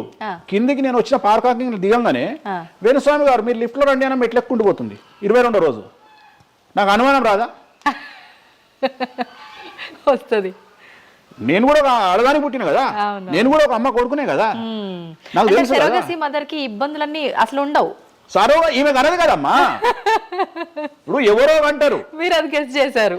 గెస్ చేయడం ఏంది, 2 మెట్లు ఎక్కాలంటేనే బాడీ లాంగ్వేజ్ తెలిసిపోతుంది కదా. అవును. ఈమె స్వామి గారు మీరు లిఫ్ట్ లో రండి అని ఈమె టకటక మెట్లు ఎక్కుంటూ ఉరుకుతుంది. అంటే అంతకుముందు ఒక ఎట్లా ఉరికిందో డెలివరీ అయినాక కూడా అట్లే ఉరుకుతుంటే నాకు అనుమానం, ఏమేమి ఇట్లా ఉరుకుతుంది అంటే okay surrogate, okay okay okay అంటే వాళ్ళు చెప్పుకోవడానికి భయపడుతుంది. అందరు నయనతారు లక్ష్మీ మనుషులు కాదు కదా. అప్పటికైనా మీకు చెప్పారా వాళ్ళు ఓపెన్ గా? చెప్పలేదు, ఇప్పటికీ చెప్పలేదు, ఇప్పటికీ చెప్పలేదు. ఆల్రెడీ అట్లనే సెలబ్రిటీలు చాలా మంది ఇదే పని చేస్తారు. సో ఇలాంటివి మాట్లాడుకోవాలి అంటే సమాజం యాక్సెప్ట్ చేయదు. కానీ వేణుస్వామి వచ్చి దశమహావిద్యలో నాన్ వెజ్ పెడతారు అనగానే ఇక నాన్ వెజ్ ప్రపంచంలో ఎవరు తిననట్టు, ఇక నాన్ వెజ్ అసలు నాన్ వెజ్ ఇక అసలు అదేదో తప్పైనట్టు, ఇక లిక్కర్ ఎవరు తాగలేనట్టు. మళ్ళీ చూస్తే తెలంగాణలో హైయెస్ట్ లిక్కర్ సేల్స్ భారతదేశం మొత్తంలో తెలంగాణదే ఉంటుంది, ఆంధ్రప్రదేశ్దే ఉంటుంది. మనం బతికేది 2 రాష్ట్రాలు బతికేదే లిక్కర్ మీద బతుకుతాయి. కానీ మళ్ళీ మనకు ఎక్కడ లేని బాధ, వేణుస్వామి మాట్లాడితే నిజాయితీగా మాట్లాడిండు కాబట్టి వేణుస్వామి తప్పు చేస్తుండు, వేణుస్వామి ఆడ మందావుతుండడా. సార్ కరోనా వరకు తినకూడని కమ్యూనిటీలు ఏవి కూడా, అంటే నాన్ వెజ్ ముట్టుకోని కమ్యూనిటీలు కూడా డాక్టర్ చికెన్ తినురి మటన్ తినురి అనగానే ఒక్కొక్కడు మార్కెట్లో లేనంత మటన్ చికెన్ తిన్నారు. కమ్యూనిటీల గురించి నేను మాట్లాడా. అప్పటిదాకా మేము తినము అన్నోడు కూడా తినడం స్టార్ట్ చేసిర్రు. అంటే నువ్వు డాక్టర్ చెప్తే మళ్ళీ డాక్టర్ చెప్పాడు కాబట్టి తింటున్నామండి, లేకుంటే తినేవాళ్ళం కాదు. తిన్నవా లేదా? సో తప్పే ఉంది. అసలు మద్య మాంసాదులు లేని దేవతల గురించి మాట్లాడుకుందాం. ఎక్కడున్నారు దేవతలు? అసలు మద్య మాంసాదులు లేని దేవతలేరి? రాముడు క్షత్రియుడు, మాంసం తినలేదా? సురాపానం సురాపానం అంటున్నావు, దేవతలే సురాపానం తీసుకున్నారు. అది మద్యమే మరి అది దానికి ఏంటమ్మా? ఇప్పుడు ఎన్నో యాగాలు చేస్తారు, అవన్నీ పుకార్లు అంటున్నారు. పుకార్లు అదే చెప్తున్నా నేను నీకు. సురాపానము అని ఎక్కడ పెట్టిరు, అమృతము అని ఎక్కడ పెట్టి, సురాపానము నథింగ్ బట్ సారా, ఇప్పసారా. అంటే అప్పుడు ఇన్ని రకాల మందులు లేవు కాబట్టి, స్కాచ్లు ఓడకాలు వైండ్లు లేవు కాబట్టి అప్పుడు మనకు ఒకటే ఏంది, సురాపానం. సురాపానం అంటే సారా, సారా అంటే ఇప్పసారా, ఇప్ప పూల నుండి తీసినటువంటి సారా. అంతే, అది కూడా అంతే. మళ్ళా రోజులు పెరుగుతున్న కొద్ది టేస్ట్ మారుతుంది. సో ఇవాళ వేణుస్వామి వచ్చి మాట్లాడంగానే ఇక ఎక్కడ లేనటువంటి, అంటే ఏం లేదు. నేను అనేది ఏంటంటే టార్గెట్ చేయడానికి ఏదో ఒకటి కావాలి. ఇప్పుడు నీకు నువ్వు దశమహావిద్యల గురించి తెలుసుకోవాలి అంటే నువ్వు కామాఖ్య పోవాలి. కామాఖ్య పోవాలంటే అప్ అండ్ డౌన్ 30,000 అవుతుంది ఫ్లైట్ టికెట్, ట్రైన్లో పోలేవు. ఈ 30,000 రూపాయలు ఖర్చు పెట్టి నువ్వు అక్కడికి పోయి అక్కడ ఏం జరుగుతుంది అని తెలుసుకుని వచ్చిన తర్వాత వేణుస్వామి మీద నీకు క్లారిటీ వస్తుంది. సో ఒకవేళ నమ్మినోడు నమ్ముతాడు, నమ్మనోడు నమ్మడు. I don't care. నేనేంటంటే నేను తీసుకున్నటువంటి టార్గెట్ ప్రకారం వెళ్తున్నా, నేను చెప్పాలనుకున్నా. కానీ ఆల్మోస్ట్ ఆల్ తెలుగు స్టేట్స్లో 70-80% జనాలకు వామాచారం అంటే ఏందో తెలుసు, దశమహావిద్యలు అంటే ఏందో తెలుసు, దశమహావిద్యలో దేంతో పూజ చేస్తారో తెలుసు, అన్నీ తెలుసు. ఇంకొకటి ఏమైపోయిందంటే మీడియాలో నా గురించి రావడం వల్ల వేణుస్వామి వామాచారంలో స్పెషలిస్టు అనే విషయాన్ని నేను పబ్లిసిటీ చేసుకోకుండానే జనాల్లోకి వెళ్ళిపోయింది. సో ఎవరైతే వామాచారంతో పూజలు చేయాలనుకుంటారో ఆటోమేటిక్గా వాళ్ళే నా దగ్గరకు వస్తున్నారు. స్వామి, ఎందుకంటే ఇప్పుడు క్యాన్సర్కు పలానా దగ్గర మందిస్తారు అని నువ్వు నెగిటివ్గా ప్రమోట్ చేసావు అనుకో, జనాలు అక్కడికే పోతారు. అట్లనే వేణుస్వామి వామాచారంలో పూజలు చేస్తారట, వామాచారం కావాల్సిన వాళ్ళు నా దగ్గరికే వస్తారు డైరెక్ట్. సో ఈజీగా నన్ను రూట్ చేసి ఈయన దగ్గరికి వెళ్ళండి అని చెప్పినట్టు అయిపోయింది. అందుకని నాకు ఫ్రీ పబ్లిసిటీ వల్ల ఇంకా నేను ఉన్నదానికంటే ఇంకొక 100% బిజీ అయినా. అంటే ఏమవుతుంది, ఎందుకంటే అమ్మవారు కదా డిసైడ్ చేసేది. నేనేమనుకుంటా అంటే అమ్మవారు డిసైడ్ చేస్తుంది, అమ్మవారే డిసైడ్ చేస్తుంది. ఇప్పుడు నేను ఏదైనా హిందూ మతానికి, హిందూ శాస్త్రానికి, వామాచార విధానానికి, తంత్ర మార్గానికి, అమ్మవార్లకు వ్యతిరేకంగా నేను ఏం చేసినా అమ్మవారు నన్ను సర్వనాశనం చేస్తుంది. ఒకవేళ నా జోలికి వస్తే అమ్మవారు చూసుకుంటుంది, వాళ్ళ సంగతి నాకు అనవసరం. ఇప్పుడు మీరు అన్నారు అంటే ఈ దశమహావిద్యల్లో అమ్మవార్లకి మద్యము ఇవన్నీ పంచమకారాలన్నీ కూడా కామన్, అది అందరికీ తెలిసిందే అని. మరి మీరొక్కరే ఎందుకు బల్లగుద్దినట్టు ఇది వాస్తవం అని చెప్తున్నారు? అందరూ చెప్పే విధానం ఏ రకంగా ఉంది అంటే మనలో ఉన్న ఈ చక్రాలని యాక్టివేట్ చేయడము, మద్యము అని అంటే మద్యం కాదు ఇంకేదో అని చెప్పి, మాంసము అంటే మాంసం కాదు అల్లంతో ఇంకేదో మిక్స్ చేస్తే వచ్చేదాన్ని మాంసంగా పలుకుతారు కానీ అది మాంసం కాదు, అంటే జీవిని చంపడం ఇదంతా కాదు. ఈ విధానం చాలా మంది చెప్పుకుంటారు వస్తున్నారు. ఏం చెప్తారు అట్లా? అంటే దక్షిణాచారంలో పూజలు చేసే వాళ్ళు వాళ్ళ దగ్గరికి భక్తులు రావాలి అంటే వాళ్ళు అదే చెప్తారు. ఓకే, నీకు దీనికి ఒక ఎగ్జాంపుల్ చెప్తా. 2-వీలర్ ఎప్పుడైనా వాడినావా నీ లైఫ్ లో? నువ్వు 2-వీలర్ వాడినవా? నేను అడుగుతున్నా తల్లి ప్రశ్న, నిన్నే అడుగుతున్నా. 2-వీలర్ ఎప్పుడైనా వాడినవా? నేను ఎప్పుడు డ్రైవ్ చేయలే. సో 2-వీలర్ వాడిన వాళ్ళకే తెలుస్తుంది ఈ విషయం, చాలా బాగా తెలుస్తుంది. 2 చక్రాల బండి వాడిన వాడు కార్పొరేటర్ దాంట్లో ఆ పెట్రోల్లో చెత్త వస్తుంది. చెత్త వచ్చినప్పుడు బండి స్టార్ట్ కాదు, ఆ, స్టార్ట్ కాకపోతే మనం కొట్టి కొట్టి కొట్టి కొట్టి మెకానిక్ దగ్గర తీసుకుపోయి మెకానిక్ దగ్గర పెడతాం బండి. ఆ, ఏ మెకానిక్ కూడా మన ముందు కిక్కు కొట్టాడు. బండి ఫస్ట్ మనం ఆపగానే వాడు చేసేది ఫస్ట్ అది ఇప్పుతాడు మొత్తం. ఆ, ఎందుకంటే వాడికి తెలుసు ఒకవేళ పుసుక్కున స్టార్ట్ అయితే వీడు నాకు పైసలు ఇయ్యాడు. అందుకని ఏం చేస్తాడంటే దాన్ని కిక్కు కొట్టకుండా మొత్తం డప్ప నిప్పి కార్పొరేటర్ క్లీన్ చేసి పైపు తీసి మొత్తం పెట్రోల్ ఇట్లా చూసి అంతా పెట్టి చేసినాక ఒక కిక్కు కొట్టగానే కుయ్యి అని స్టార్ట్ అవుతుంది. 50 రూపాయలు ఇస్తారంటాడు. రైట్, అయిపోయింది. రెండవది, నువ్వు ఆంజనేయ స్వామి గుళ్ళో పనిచేసే పంతుల దగ్గరికి పో, జ్యోతిష్యం చెప్పించుకో. దోష నివారణకి ఏం చెప్తాడంటే హనుమంతుడికి సింధూరము అంటాడు. అవును, నవగ్రహ గుడిల పంతుల దగ్గరికి పో, గ్రహాల పూజలు చెప్తారు. నవగ్రహాలకు అభిషేకము అంటాడు, తైలాభిషేకము అంటాడు. అంటే నువ్వు ఎవరి దగ్గరికి పోతే వాడి దగ్గర లేని దాన్ని వాడు అడ్వైజ్ చేయడు. లాజిక్ అర్థమైందా? వాడి దగ్గర లేని దానికి వాడు అడ్వైజ్ చేయడు. దశమహావిద్యల గురించి కానీ వామాచారం గురించి కానీ చేయగలిగిన తోపు తురుము సౌత్ ఇండియాలో వేణుస్వామి ఒక్కడే. బుద్ధి లేనివాడు ఎవడన్నా నువ్వు పోతే పండితుని దగ్గరికి పోతే నాకు చేత కాదండి, నేను ఎదవనండి, అక్కడ వేణుస్వామి గారు ఉన్నారండి అని ఎవడన్నా పంపిస్తాడా నిన్ను? పంపించరు. ఏమంటాడు అప్పుడు? అవన్నీ తప్పులు, నేను చేసే కరెక్ట్ అంటాడు. అంతేగాని నా దగ్గరికి వీళ్ళందరూ దారి మళ్ళిస్తారా? పొండి వేణుస్వామి దగ్గరికి, పొండి వేణుస్వామి దగ్గరికి అని. అప్పుడు ఏం చెప్తాడు? పంచమకారాలు లేవు అంటాడు. అప్పుడు నేనేం చెప్తున్నా? వేణుస్వామి నిజాయితీ పరుడు కాడు, వేరే వాళ్ళు నిజాయితీ పరులు కారు. మీ చేతిలో ఆండ్రాయిడ్ ఫోను ఐఫోను ఉంది, గూగుల్లో కానీ చాట్ జీపీటీలో కానీ జెమినీలో కానీ వామాచారం అంటే ఏందో ఓపెన్ చేయండి, దశమహావిద్యలు అంటే ఏందో ఓపెన్ చేయండి, వామాచారంలో ఉండే పంచమకారాలు అంటే ఏంటో ఓపెన్ చేయండి. మీకు మీరే తెలుసుకోండి. ఈ సమాజంలో తెలుగు రాష్ట్రాల్లో ఉన్న దొంగలెవరో దొరలెవరో మీరే గుర్తుపట్టండి. ఎవరు అబద్ధాలు చెప్తున్నారు అనే విషయాన్ని తెలుసుకోండి. వేణుస్వామి దొంగ అయితే వేణుస్వామి దగ్గరికి రాకండి, వేణుస్వామి జ్యోతిషం చేత కాకపోతే రాకండి, వేణుస్వామి పంచమకారాలు తప్పు చెప్తే రాకండి. మీరు ఎవరిని అడగండి, మనుషుల మాట నమ్మకండి, దీన్ని నమ్మండి. నేను అందుకనే మనుషుల్లో మార్పులు ఉండొచ్చు, మనుషుల్లో భేదాభిప్రాయాలు ఉండొచ్చు, మనుషుల్లో ఇగోలు ఉండొచ్చు. దీంట్లో ఇగోలు లేవు, దీనికి ఇగో లేదు, దీనికి పొసెసివ్నెస్ లేదు, దీనికి ఈర్ష లేదు. మంచిగా ఓపెన్ చేయండి, వామాచారం అని కొట్టండి. వామాచారం అంటే ఏందో చూపిస్తుంది, పంచమకారాలు అంటే ఏందో చూపిస్తుంది, దశమహావిద్యలు అంటే ఏందో చూపిస్తుంది, కామాఖ్య దేవాలయం అంటే ఏందో చూపిస్తుంది. సో పంచమకారాల్లో ఏమేమి ఉంటాయో అదే చూపిస్తుంది. సో పంచమకారాలలో ఒక్కటి మాత్రమే గురుముత, మాకు గురువు ఏం నేర్పించిండో అది మేము చేయాలి. మిగిలిన 4 మైథునం, మిగిలిన 4 ఫిజికల్గా పెట్టాల్సిందే. సాత్విక దేవతలు అంటే గణపతి, సరస్వతి, వెంకటేశ్వర స్వామి, చండి, వీళ్ళంతా సాత్విక దేవతలు. మేము దశమహావిద్యలకు వచ్చేటప్పటికి ఉగ్రదేవతలు. ఉగ్రదేవతలకు ఎప్పుడు కానీ డైరెక్ట్గా నువ్వు ఏమైతే సబ్జెక్ట్లో ఉన్నాయో అవి పెట్టాల్సిందే. సో ఉగ్రదేవత విషయంలో కాంప్రమైజ్ అనేది లేదు. ఉగ్రదేవతలకు నువ్వు ఖచ్చితంగా సాటిస్ఫై చేయాల్సిందే.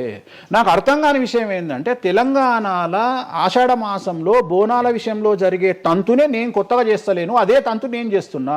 మీకు అక్కడ లేని సమస్య ఇక్కడ ఎందుకు వస్తుంది నాకు అర్థమైతలేదు. కానీ అక్కడ బలి అండ్ పానకం, కళ్ళు, ఈ 2 సాకపోయటం మాత్రమే ఉన్నాయి. పంచమకారాలు ఏం లేవు కదా. మత్స్యం అంటే ఏంది? చేపతో ఏం కుంపలు మునిగినాయి. కానీ మీరు అన్నట్టుగా చూస్తే ఇక్కడ పంచమకారము, ఇక్కడ మాత్రం పంచమకారం కాదు కాబట్టి విమర్శిస్తున్నారేమో. అవునమ్మా, ఇప్పుడు ముద్ర అనేది అది ముద్ర తంతే కదా, క్రియనే కదా. తంత్ర మార్గంలో ముద్ర అనేది ఒక వ్యవస్థ.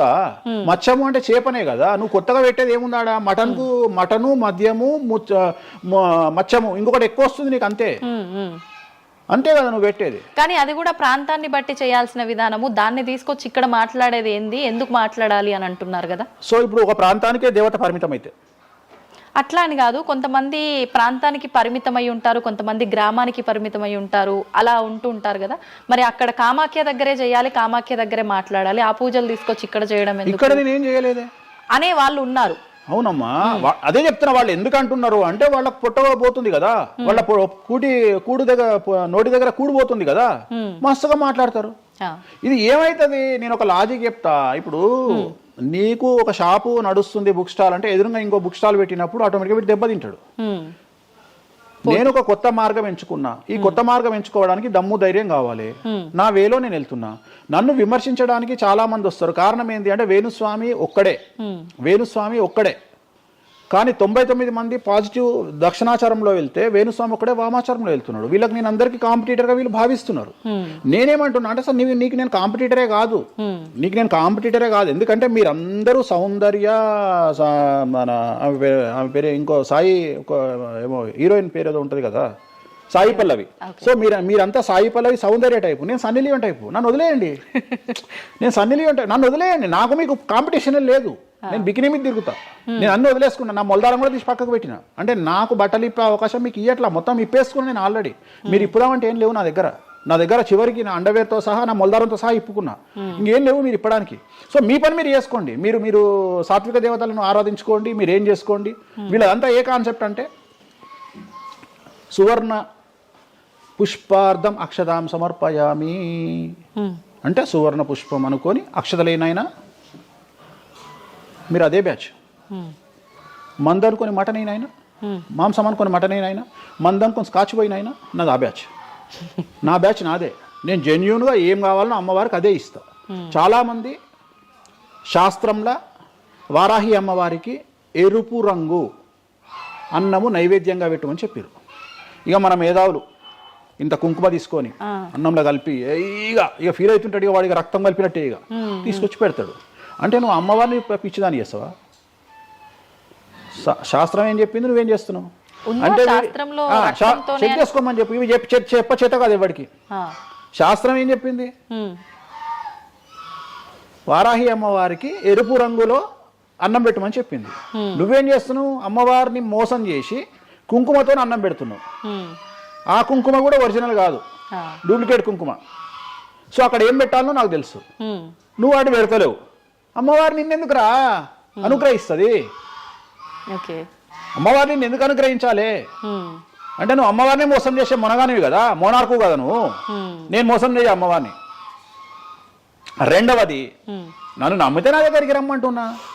నా మాట వినకండి, వాళ్ళ మాటనే వినండి, ఈ శుద్ధపూసల మాటనే వినండి, నా మాట వినకండి. ఫస్ట్ మీరు నన్ను మెచ్చుకున్న వీడియో దయచేసి చూడకండి. నన్ను యాంకర్లు బట్టలిప్పాలి అని ప్రయత్నం చేసిన వీడియోలు చూడండి.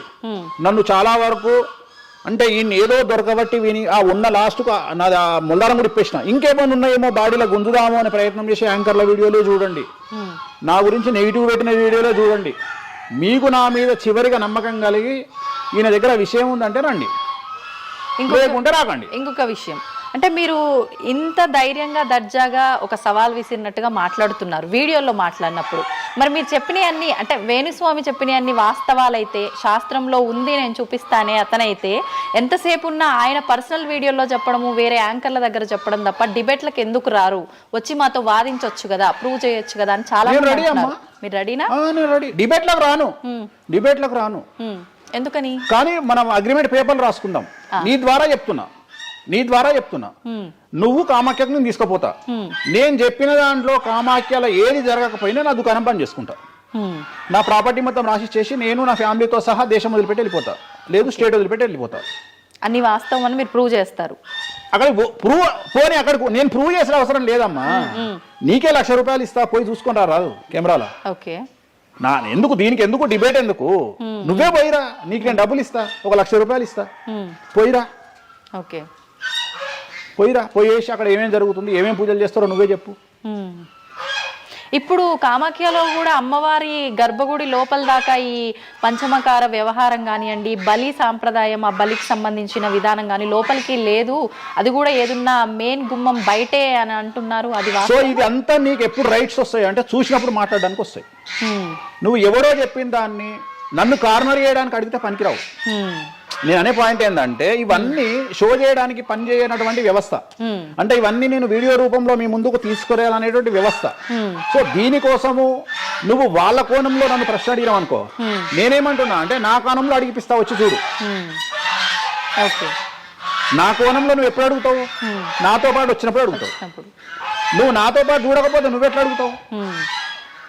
అట్లనంట ఇట్లనంట. ఇప్పుడు నార్త్ ఇండియా వాడు ఉన్నాడు, నేపాల్లో ఉంటాడు, వానికి వెంకటేశ్వర స్వామి విగ్రహం ఏందో తెలియదు.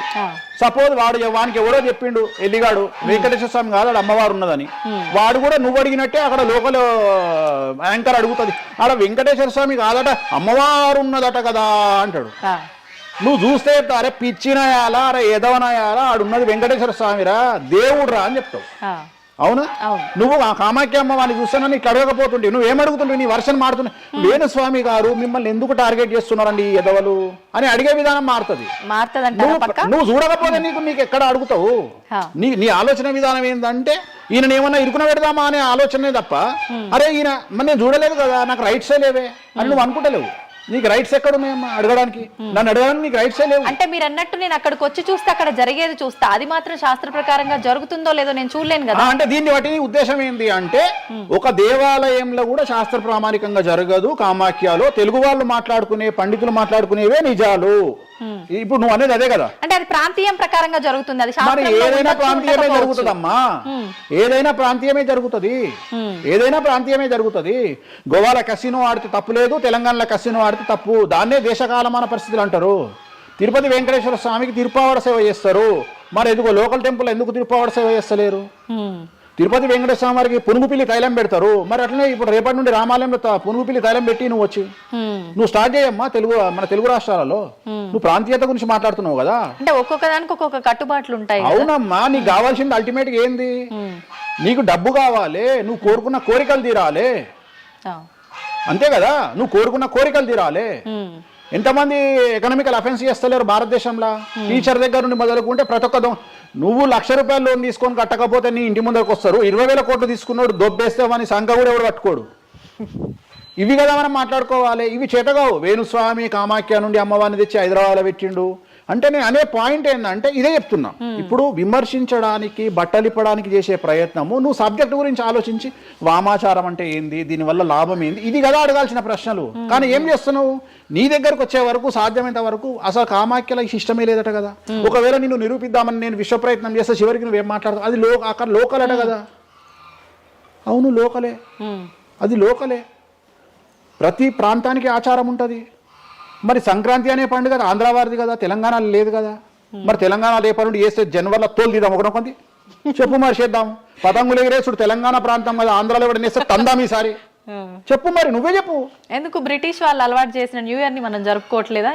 అంటే నీకు నచ్చింది. నేను అదే చెప్తున్నా, మీరు చేస్తే సంసారం, వేణుస్వామి చేస్తే వ్యభిచారం. అంటే అర్థమైంది ఏంటంటే యాంకరింగ్. ఇప్పుడు ఇంటర్వ్యూ మనం మాట్లాడుకుంటే సంవత్సరం గురించి మాట్లాడదామంటే నీకు అల్టిమేట్గా కాంట్రవర్సీ కావాలి. ఎందుకంటే జనాలు కాంట్రవర్సీ తన్నుకొని వస్తే ఎంజాయ్ చేస్తారు. ప్రశాంతంగా కూర్చొని ఓం నమో వెంకటేశాయ, వెంకటేశ్వరం కొబ్బరికాయ కొడతాడు, వెంకటేశ్వరం 3 నామాలు ఉంటాయి అంటే ఎవరు చూడాడు. ఇట్లా మనం ఇద్దరం పెంట పెట్టుకున్నాం అనుకో, కింద నన్ను వచ్చిండ్రో ఆ దున్నపోతు అని ఒక కామెంట్ పెట్టి ఎంజాయ్ చేస్తాడు చేస్తాడు. సో ఇవన్నీ చూసి చూసి చూసి చూసి చూసి వెక్స్ అయిపోయినా. నేను ఒకటే నమ్ముతా, ఒక మనిషి విమర్శించంగానే ఆ మనిషి లైఫ్ నాశనం అయితే ఆ మనిషి బ్రతికి వేస్ట్. ఒక మనిషి కొట్టగలిగితే ఆ మనిషి లైఫ్ వేస్ట్. మీరు ఏం కొట్టుకుంటారో, ఏం విమర్శ చేసుకుంటారో మీ ఊహకే వదిలేస్తున్నా. వేణుస్వామి అన్టచబుల్. వేణుస్వామి చాలా కష్టపడి స్థాయికి వచ్చిండు. సో వేణుస్వామి చెప్పేవేవి అబద్ధాలు కాదు. ఇంత పెద్ద స్టేట్మెంట్ ఇస్తున్నా. వేణుస్వామి తప్పు చేస్తే వేణుస్వామిని అమ్మవార్లు సర్వనాశనం చేస్తారు, 1000 ముక్కలు చేస్తారు. వేణుస్వామి సర్వనాశనం అయిపోతాడు. నా జోలికి ఎవడొచ్చినా వాన్ సంగతి అమ్మవారు చూసుకుంటుంది. ఇంతకంటే బిగ్గెస్ట్ స్టేట్మెంట్ ఎవడు ఇయ్యాడు ప్రపంచంలో, నేను ఇస్తున్నా. సో నేను ఇక్కడున్న తొప్పాసగాళ్ళతో డిబేట్ పెట్టాల్సిన అవసరం నాకు లేదు. నీకు దమ్ముంటే నువ్వు తీసుకురా, ఎవరిని తీసుకొస్తావో నేను డబ్బులు పెట్టుకుంటా, కామాఖ్య తీసుకుపోతా, చూపిస్తా. మళ్ళీ మొత్తం చూపించిన తర్వాత నేను నోట్ల నుంచి ఇది లోకల్ ఇది లోకల్. రాత్రి పెళ్లిలు ఏదైతాయి ఆంధ్రాలో అవుతాయి, తెలంగాణలో ఏ పెళ్లిలు అవుతాయి 11 గంటలకు అవుతాయి. మరి ఇప్పటి నుండి తెలంగాణలో ఎవడన్నా రాత్రిపూట పెళ్లి చేసుకుని తన్నాలే పట్టుకొని. ఇంత పెద్ద గ్లోబలైజేషన్ అయ్యింది. చివరికి బాలయ్య బాబు సినిమాలకు కూడా పరదాలు కాలుస్తున్నాం అమెరికాలో, పవన్ కళ్యాణ్ సినిమాలకు కూడా పరదాలు కాలుస్తున్నాం అమెరికాలో. దీంట్లో రానటువంటి పట్టింపు ఓన్లీ వేణుస్వామి కామాఖ్య దగ్గరికి పోయినప్పుడే వస్తుంది అంటే కావాలని చేస్తున్న వ్యవహారం ఇదంతా వాళ్ళ ఇష్టం. ఇప్పుడు కాసేపు ఇవన్నీ పక్కన పెడితే కామాఖ్య, ఈ జాతకాలు, ఇవన్నీ ఇప్పటి వరకు కూడా రకరకాల విపత్తులు అయితే మనం చూసాం. గత ఉగాది మన కొత్త సంవత్సరం నుంచి కూడా ఇప్పటి వరకు చాలా విపత్తులు చూసినాం. అంటే పంచభూతాల్లో ఒక్కొక్కటి ఒక్కొక్క ప్రళయంగా, అగ్ని ద్వారా కావచ్చు, గాలి ద్వారా కావచ్చు, రకరకాలుగా. ఇప్పుడు ఈ గ్రహాల మార్పుల వల్ల ఏవో రాబోతున్నాయని, మొన్న రీసెంట్గా బ్రహ్మంగారి ఇల్లు కూలింది అని, అంటే ఎక్కడ ఏ మూలన ఏం జరిగినా కూడా దాన్ని ప్రతి ఒక్కదానికి లింక్ చేసి దానివల్ల ఏదో దుష్ప్రభావాలు రాబోతున్నాయి, దీనివల్ల ఇబ్బందులు పడబోతున్నారని చెప్పి చెప్తున్నారు. మరి ఈ 2026 మనమైతే ఉగాది నుంచి చూసుకుంటాం, కానీ ఆంగ్ల నూతన సంవత్సరం రాబోతోంది. దీని ద్వారా మనకు ఉగాది వరకు ఈ మధ్య కాలంలో ఎలా ఉండబోతోంది, గ్రహాలు రాశుల పరంగా చూసుకుంటే, పంచభూతాల పరంగా చూసుకుంటే, తర్వాత మనకి ఈ సంవత్సరం మారిన తర్వాత ఎలా ఉండబోతోంది. 20 నిమిషాలు ఆడుకుందామనే ప్రయత్నం చేసిన నీకు ఇప్పుడు చిన్న ఫినిషింగ్ టచ్ ఇస్తా. అసలు నువ్వు జనవరి 1కు ముందు నా దగ్గరికి ఇంటర్వ్యూకి ఎందుకు వచ్చినావు? ఎందుకు రావు? ఉగాది కదా నువ్వు రావాలి. ఉగాదిది సపరేట్, అప్పుడు కొత్త పంచాంగం దృష్ట్యా ఇది సపరేట్. క్వశ్చన్ లేదు. ఎందుకని? తప్పు. దీనికి ఆన్సర్ చెప్పినాకనే ముందరకు పోవాలి మనం. ఉగాది 2026 మార్చి 19 నాడు శ్రీ పరాభవన సంవత్సరం వస్తుంది. దానికి కదా మనం పంచాంగం తీసుకోవాలి. నేను ఎందుకు ముందుగా వచ్చానంటే నేను దానికి ఆన్సర్ చెప్తా. మీరు ఎట్లాగో బిజీ పూజల్లో, మళ్ళీ నాకు అవకాశం దొరుకుతుందో లేదో తెలియదు. కాదు కాంపిటీషన్ జీవితములో నిన్ను నువ్వు నిలబెట్టుకోవడానికి కొత్తదనాన్ని ఎంచుకొని నిన్ను నమ్ముకున్నటువంటి ఓనర్కు నీ పూర్తి కర్త కర్మ క్రియ నీ రిజల్ట్ను ఇవ్వడానికి నువ్వు చేస్తున్నటువంటి ఒక ప్రయత్నం, నిన్ను నువ్వు జనాల్లో కొత్తగా ప్రొజెక్ట్ చేసుకోవడానికి చేస్తున్నటువంటి ప్రయత్నం. అదే ప్రయత్నం వేణుస్వామి చేసిండు కామాఖ్య విషయంలో. అమ్మా ఇట్లొచ్చారా? అర్థమైందా?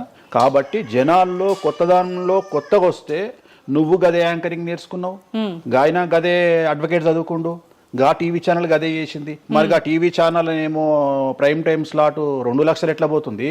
పనికి మాలిన చిన్న ఛానల్ 2000 ఎందుకు పోతుంది అంటే వాళ్ళు కష్టపడడానికి, వాళ్ళు చేసిన స్టింగ్ ఆపరేషన్లు కావచ్చు, వాళ్ళు జీవితాన్ని నాశనం చేసిన విధానం కావచ్చు, వాళ్ళకి ఆ పేరు వచ్చింది.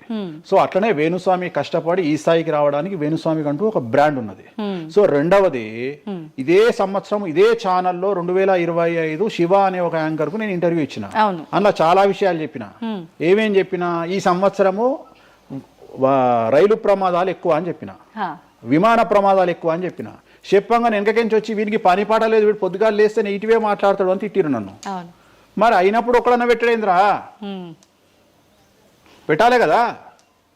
ఎందుకు పెట్టారు అంటే చివరికి జ్యోతిష్యం చెప్పుకునే స్వేచ్ఛ కూడా మా బొందకు లేకుండా చేసిరు. జ్యోతిష్యంలో అరే ఇప్పుడు నా సొంత కవిత్వం కాదు, ఎవరిని అడిగినా చెప్తారు.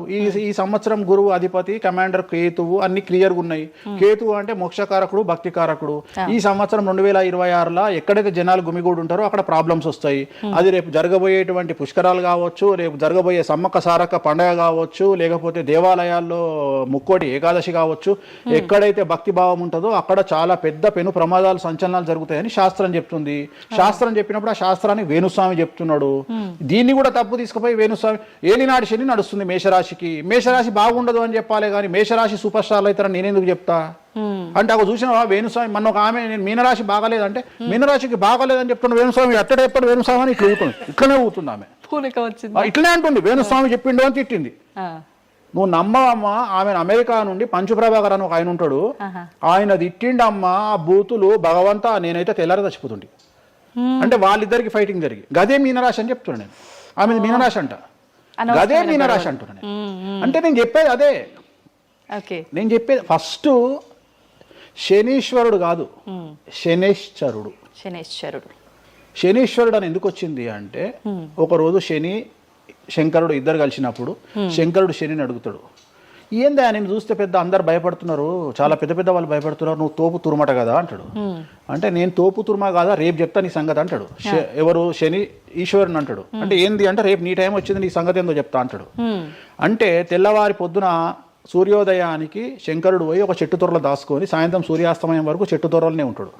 ఉండి బయటకు వస్తాడు. బయటకు వచ్చిన తర్వాత శని ఎదురుపడితే నన్నేమో చేస్తా అన్నావు కదా, ఏం చేసినావు అంటాడు. అంటే నువ్వు లయకారకుడివి, ప్రపంచాన్ని శాసిస్తావు, ముల్లోకాలను శాసిస్తావు. అట్లాంటి నిన్ను తీసుకుపోయి సూర్యోదయం నుండి సూర్యాస్తమయం దానిక చెట్టు త్వరలో దాచిపెట్టిన, ఇంతకంటే నేను చేసేదే ఉంది అంటాడు. ఆట మొదలు పెట్టేశాడు అక్కడ ఆల్రెడీ. అప్పటి నుండి ఆయనకు శనీశ్వరుడు అని పేరు వచ్చింది. Okay okay. సో ఇది జరిగింది శంకరుడికి కూడా జరిగింది, రాముడికి కూడా జరిగింది. సో ఏలినాటి శని పీరియడ్లో, షష్టమ శని పీరియడ్లో బాధలు పడేటువంటి పరిస్థితి ప్రతి ఒక్కళ్లకు ఉంటుంది. రెండవసారి ఏలినాటి శనిలో మరీ దరిద్రంగా ఉంటుంది. కలియుగంలో దాని తీవ్రత చాలా ఎక్కువగా ఉంటుంది. కలియుగంలో ఫిజికల్ కంటే మానసికమైన దెబ్బలు చాలా ఎక్కువగా ఉంటాయి. జనాలు కొట్టే దెబ్బలు చాలా ఎక్కువగా ఉంటాయి. నరఘోష వల్ల తినే దెబ్బలు చాలా ఎక్కువగా ఉంటాయి. కలియుగ దైవమైనటువంటి వెంకటేశ్వర స్వామి వారికే ఎన్నో రకాల పూజలు చేసి దిష్టి తీయడానికి ప్రయత్నం చేస్తున్న సందర్భంలో ఆఫ్టర్ ఆల్ మానవుల మనమెంత. సో మన మీద ఎన్నో రకాల దుష్ప్రయోగాలు ఉంటాయి, ఎన్నో రకాల నరఘోషలు ఉంటాయి. సో ఇవన్నీ జనాలకు తెలియజేయాల్సిన బాధ్యత ఒరిజినల్ పండితుడిగా, ఒరిజినల్ జ్యోతిష్కుడిగా నా మీద ఉంది. సో సొంత కవిత్వము జనాలకు పాజిటివ్గా చెప్పడానికి నేనేమి ఏమో అంటారు కదా, వ్యక్తిగత ఏదో అంటారు వాళ్ళను, వ్యక్తిగతంగా కౌన్సిలింగ్ ఇచ్చేటువంటి వాడిని కాదు నేను. సో నేను శాస్త్రం ఏం చెప్పిందో నేను దాన్ని మాత్రమే జనాలకు చెప్పడానికి నేను ఇక్కడ ఉన్నా. అంతేగాని క్యాన్సర్ వచ్చిన పట్టుకొని నీకు ఏం లేదు అని చెప్పి వాడిని ఇంటికి పంపించి 2 రోజుల తర్వాత సచ్చేటట్టు చేసేటువంటి నీచుడిని నేను కాదు.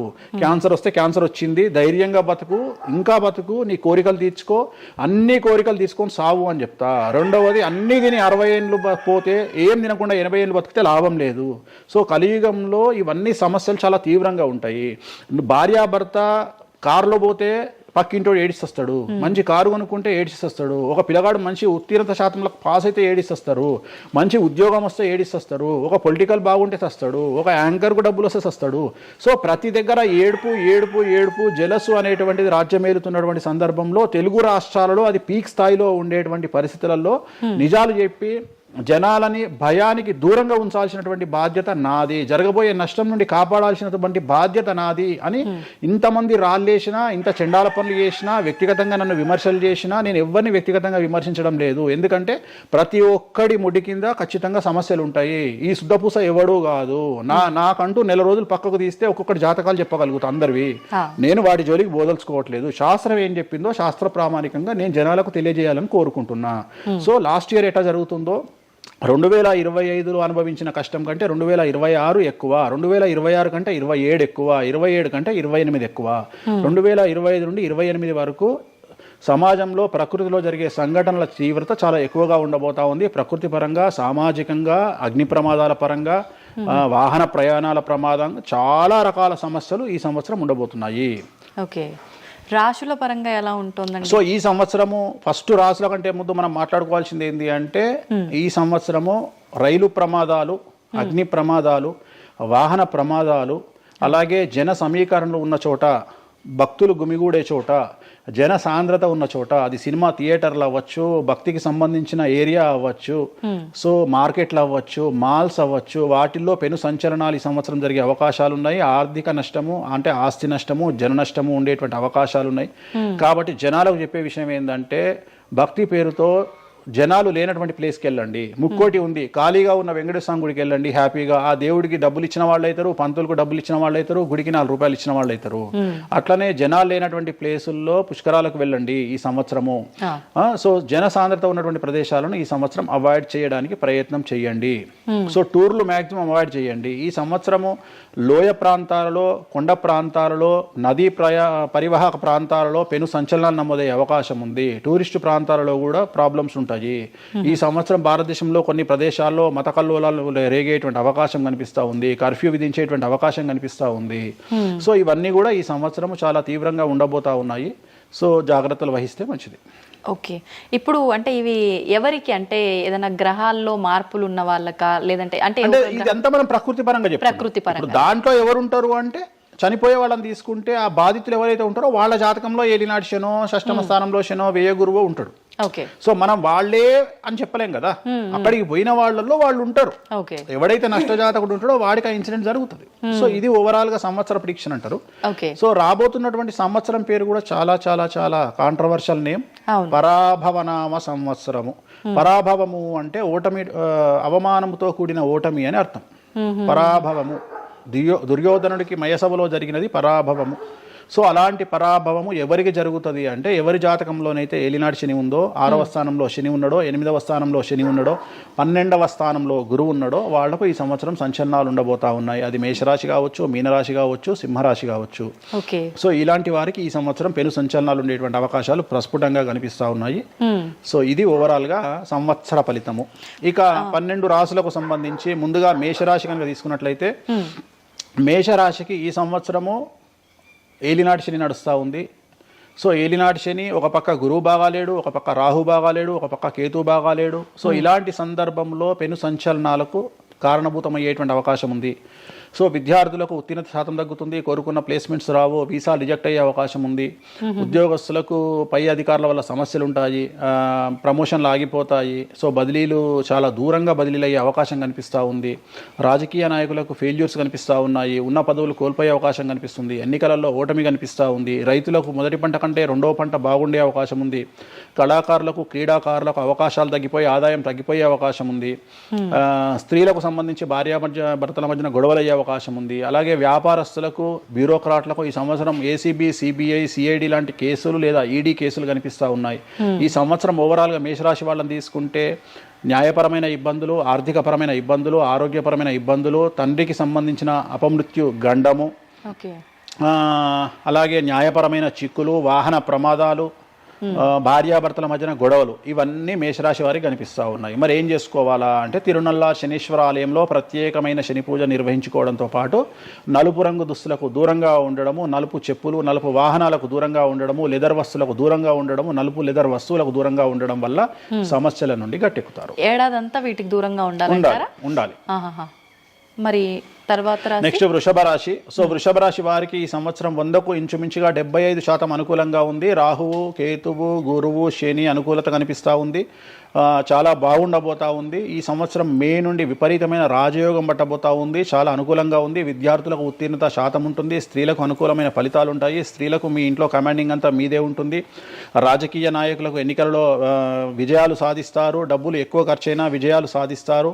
అలాగే రైతులకు 2 పంటల దిగుబడి, రాబడి బాగుంటుంది. విద్యార్థులకు కోరుకున్న ప్రదేశాల్లో సీట్లు వస్తాయి. ఉత్తీర్ణత శాతం పెరుగుతుంది. అవివాహితులకు వివాహ యోగ సూచనలు కనిపిస్తున్నాయి. సంతానం లేని వారికి సంతాన యోగం కనిపిస్తూ ఉంది. వ్యాపారస్తులకు, అన్ని రంగాల వ్యాపారస్తులకు అనుకూలమైన ఫలితాలు ఉండబోతా ఉన్నాయి. క్రీడాకారులకు, కళాకారులకు అవకాశాలు, ఆదాయము పెరుగుతాయి. ఓవరాల్గా ఈ సంవత్సరం పూర్తి స్థాయిలో మీకు ఎటువంటి సమస్యలు కనిపించడం లేదు. చాలా బాగుంది కాబట్టి మీకు ఎటువంటి రెమెడీస్ అవసరం లేదు. వీలైతే సోమవారం నాడు శివాలయంలో రుద్రాభిషేకాన్ని నిర్వహించుకోండి. సో నెక్స్ట్ మిథున రాశి. ఈ సంవత్సరం ఏదైనా రాశి 100కు 110% అనుకూలంగా ఉంది అంటే మిథున రాశి. సో గురువు, రాహువు, కేతువు అన్ని గ్రహాలు అనుకూలంగా ఉన్నాయి. పట్టిందల్లా బంగారంగా ఉంటుంది. గురువు అతిచారం వల్ల మీ జాతకం చాలా బాగుండబోతా ఉంది. గత 10 సంవత్సరాల నుండి మీరు పడుతున్నటువంటి కష్టాలన్నీ తొలగిపోయే అవకాశాలు కనిపిస్తూ ఉన్నాయి. సో కొత్త స్పీడ్తో ముందుకు వెళ్ళండి. కొత్త ఆలోచనలు చేయండి. ఎంత గొప్పగా జీవితంలో ముందుకెళ్లాలో ప్లాన్ చేయండి. చాలా గొప్పగా ఆలోచించండి. చిన్నగా ఆలోచన చేయకండి. గురువు విపరీత రాజయోగాన్ని ఇవ్వబోతా ఉన్నాడు. దైవబలం మీకు అనుకూలంగా ఉంది. గురుబలం మీకు అనుకూలంగా ఉంది. శనిబలం మీకు అనుకూలంగా ఉంది. కాబట్టి కొత్త వ్యాపారాలు ప్రారంభించండి. విపరీతమైనటువంటి చాలా గొప్పగా కలలు కనండి. ఆ కళలను సాకారం చేసుకునే దిశగా ప్రయాణం చేయండి. విద్యార్థులకు అనుకూలంగా ఉంది. ఉద్యోగస్తులకు అనుకూలంగా ఉంది. వ్యాపారస్తులకు అనుకూలంగా ఉంది. రైతులకు 2 పంటలు అనుకూలంగా ఉంది. సో ప్రతి వాళ్ళు చెరువులు, తర్వాత చేపల చెరువులు, రొయ్యల చెరువులు పండించే వాళ్ళకు అనుకూలంగా ఉంది. పౌల్ట్రీ ఫామ్ వాళ్ళకు అనుకూలంగా ఉంది. రాజకీయ రంగం వారికి అనుకూలంగా ప్రజల్లో మంచి మార్పులు కనిపిస్తూ ఉన్నాయి. స్త్రీలకు మీదే కమాండింగ్గా ఉంటుంది. కుటుంబంలో మీరు ఏం చెప్తే అది జరిగేటువంటి అవకాశాలు కనిపిస్తూ ఉన్నాయి. సో మిథున రాశి వారికి పూర్తి స్థాయిలో అనుకూలంగా ఉంది. ఎటువంటి రెమెడీస్, ఎటువంటి పూజలు అవసరం లేదు. అద్భుతం అయితే వీళ్ళది. నెక్స్ట్ కర్కాటక రాశి. సో నెక్స్ట్ కర్కాటక రాశి. సో కర్కాటక రాశి వారికి కూడా ఇంచుమించు 90% అనుకూలంగా ఉంది. కాకపోతే ఇక్కడ ఉన్న సమస్య ఏంటి అంటే మే వరకు 2026 మే వరకు కొద్దిగా వీళ్ళకు గురువు 12వ ఇంట్లో ఉన్నాడు కాబట్టి కాళ్ళు చేతులు విరిగే అవకాశం ఉంది. దెబ్బలు తగిలించుకునే అవకాశం కనిపిస్తూ ఉంది. జాగ్రత్తగా ఉండండి. సాధ్యమైనంత వరకు లెమన్ ఎల్లో కలర్ దుస్తులు ధరించే ప్రయత్నం చేయండి. చాలా అనుకూలంగా ఉండబోతా ఉంది. రాజకీయ రంగంలో ఉండే వాళ్లకు విపరీతమైనటువంటి విజయాలు సిద్ధిస్తాయి. జనాల్లో అనుకూలమైన వాతావరణం ఉంటుంది. వ్యాపారస్తులకు విశేషించి అనుకూలంగా ఉంటుంది. విద్యార్థులకు అనుకూలంగా ఉంటుంది. అలాగే రైతులకు అనుకూలంగా ఉంటుంది, కళాకారులకు క్రీడాకారులకు మరీ అనుకూలంగా ఉంటుంది. కాకపోతే ఓవరాల్గా కర్కాటక రాశి వారికి ఈ సంవత్సరం కొద్దిగా శత్రువుల యొక్క బెడద ఒక 10% కనిపిస్తూ ఉంది. కానీ శత్రువులను పట్టించుకోకండి. శని బలం వల్ల వాళ్ళు ఎంత ప్రయత్నాలు చేసినా, రాహు బలం వల్ల వాళ్ళు ఎంత ప్రయత్నాలు చేసినా మిమ్మల్ని ఎవరు ఏమీ చేయలేరు. సో మీరు చేయాల్సింది ప్రతి గురువారం నాడు లెమన్ ఎల్లో దుస్తులు ధరించే ప్రయత్నం చేయండి. అలాగే శ్రీకాళహస్తిలో గురు దక్షిణామూర్తి వద్ద గురువారం నాడు గురుహోరలో గురువుకు అంటే దక్షిణామూర్తికి అష్టోత్తర పూజ చేయించుకోండి. అలాగే పసుపు రంగు పువ్వు ఏదైనా ఉంటే అక్కడ నుండి తెచ్చుకొని ఇంట్లో పెట్టుకోండి, మీకు అనుకూలమైన ఫలితాలు ఉంటాయి. అంటే శని వీళ్ళకి ఫేవర్గా ఉన్నాడు అంటే శని వీళ్ళకి చాలా ఫేవర్గా ఉన్నాడు, రాహు ఫేవర్గా ఉన్నాడు, కేతు ఫేవర్గా ఉన్నాడు, మే నుండి గురువు కూడా ఫేవర్గా ఉంటాడు. అది ఉన్న చిన్న చిన్న ఇబ్బందులకు కూడా ఏమైనా దానాలు అలాంటివి అదే మనం చెప్పిన ఎందుకు గురువు లెమన్ ఎల్లో కలర్ గురువుకు దక్షిణామూర్తి సరిపోతుంది, ఇంకా అవసరం లేదు, దానాలు అవసరం లేదు. మరి తదుపరి రాశి సో నెక్స్ట్ సింహరాశి. సింహరాశికి ఈ సంవత్సరం అష్టమ శని నడుస్తూ ఉంది. గురువు వ్యతిరేకమైన ఫలితాలు, రాహు కేతువు చాలా నెగిటివ్గా ఉన్నారు.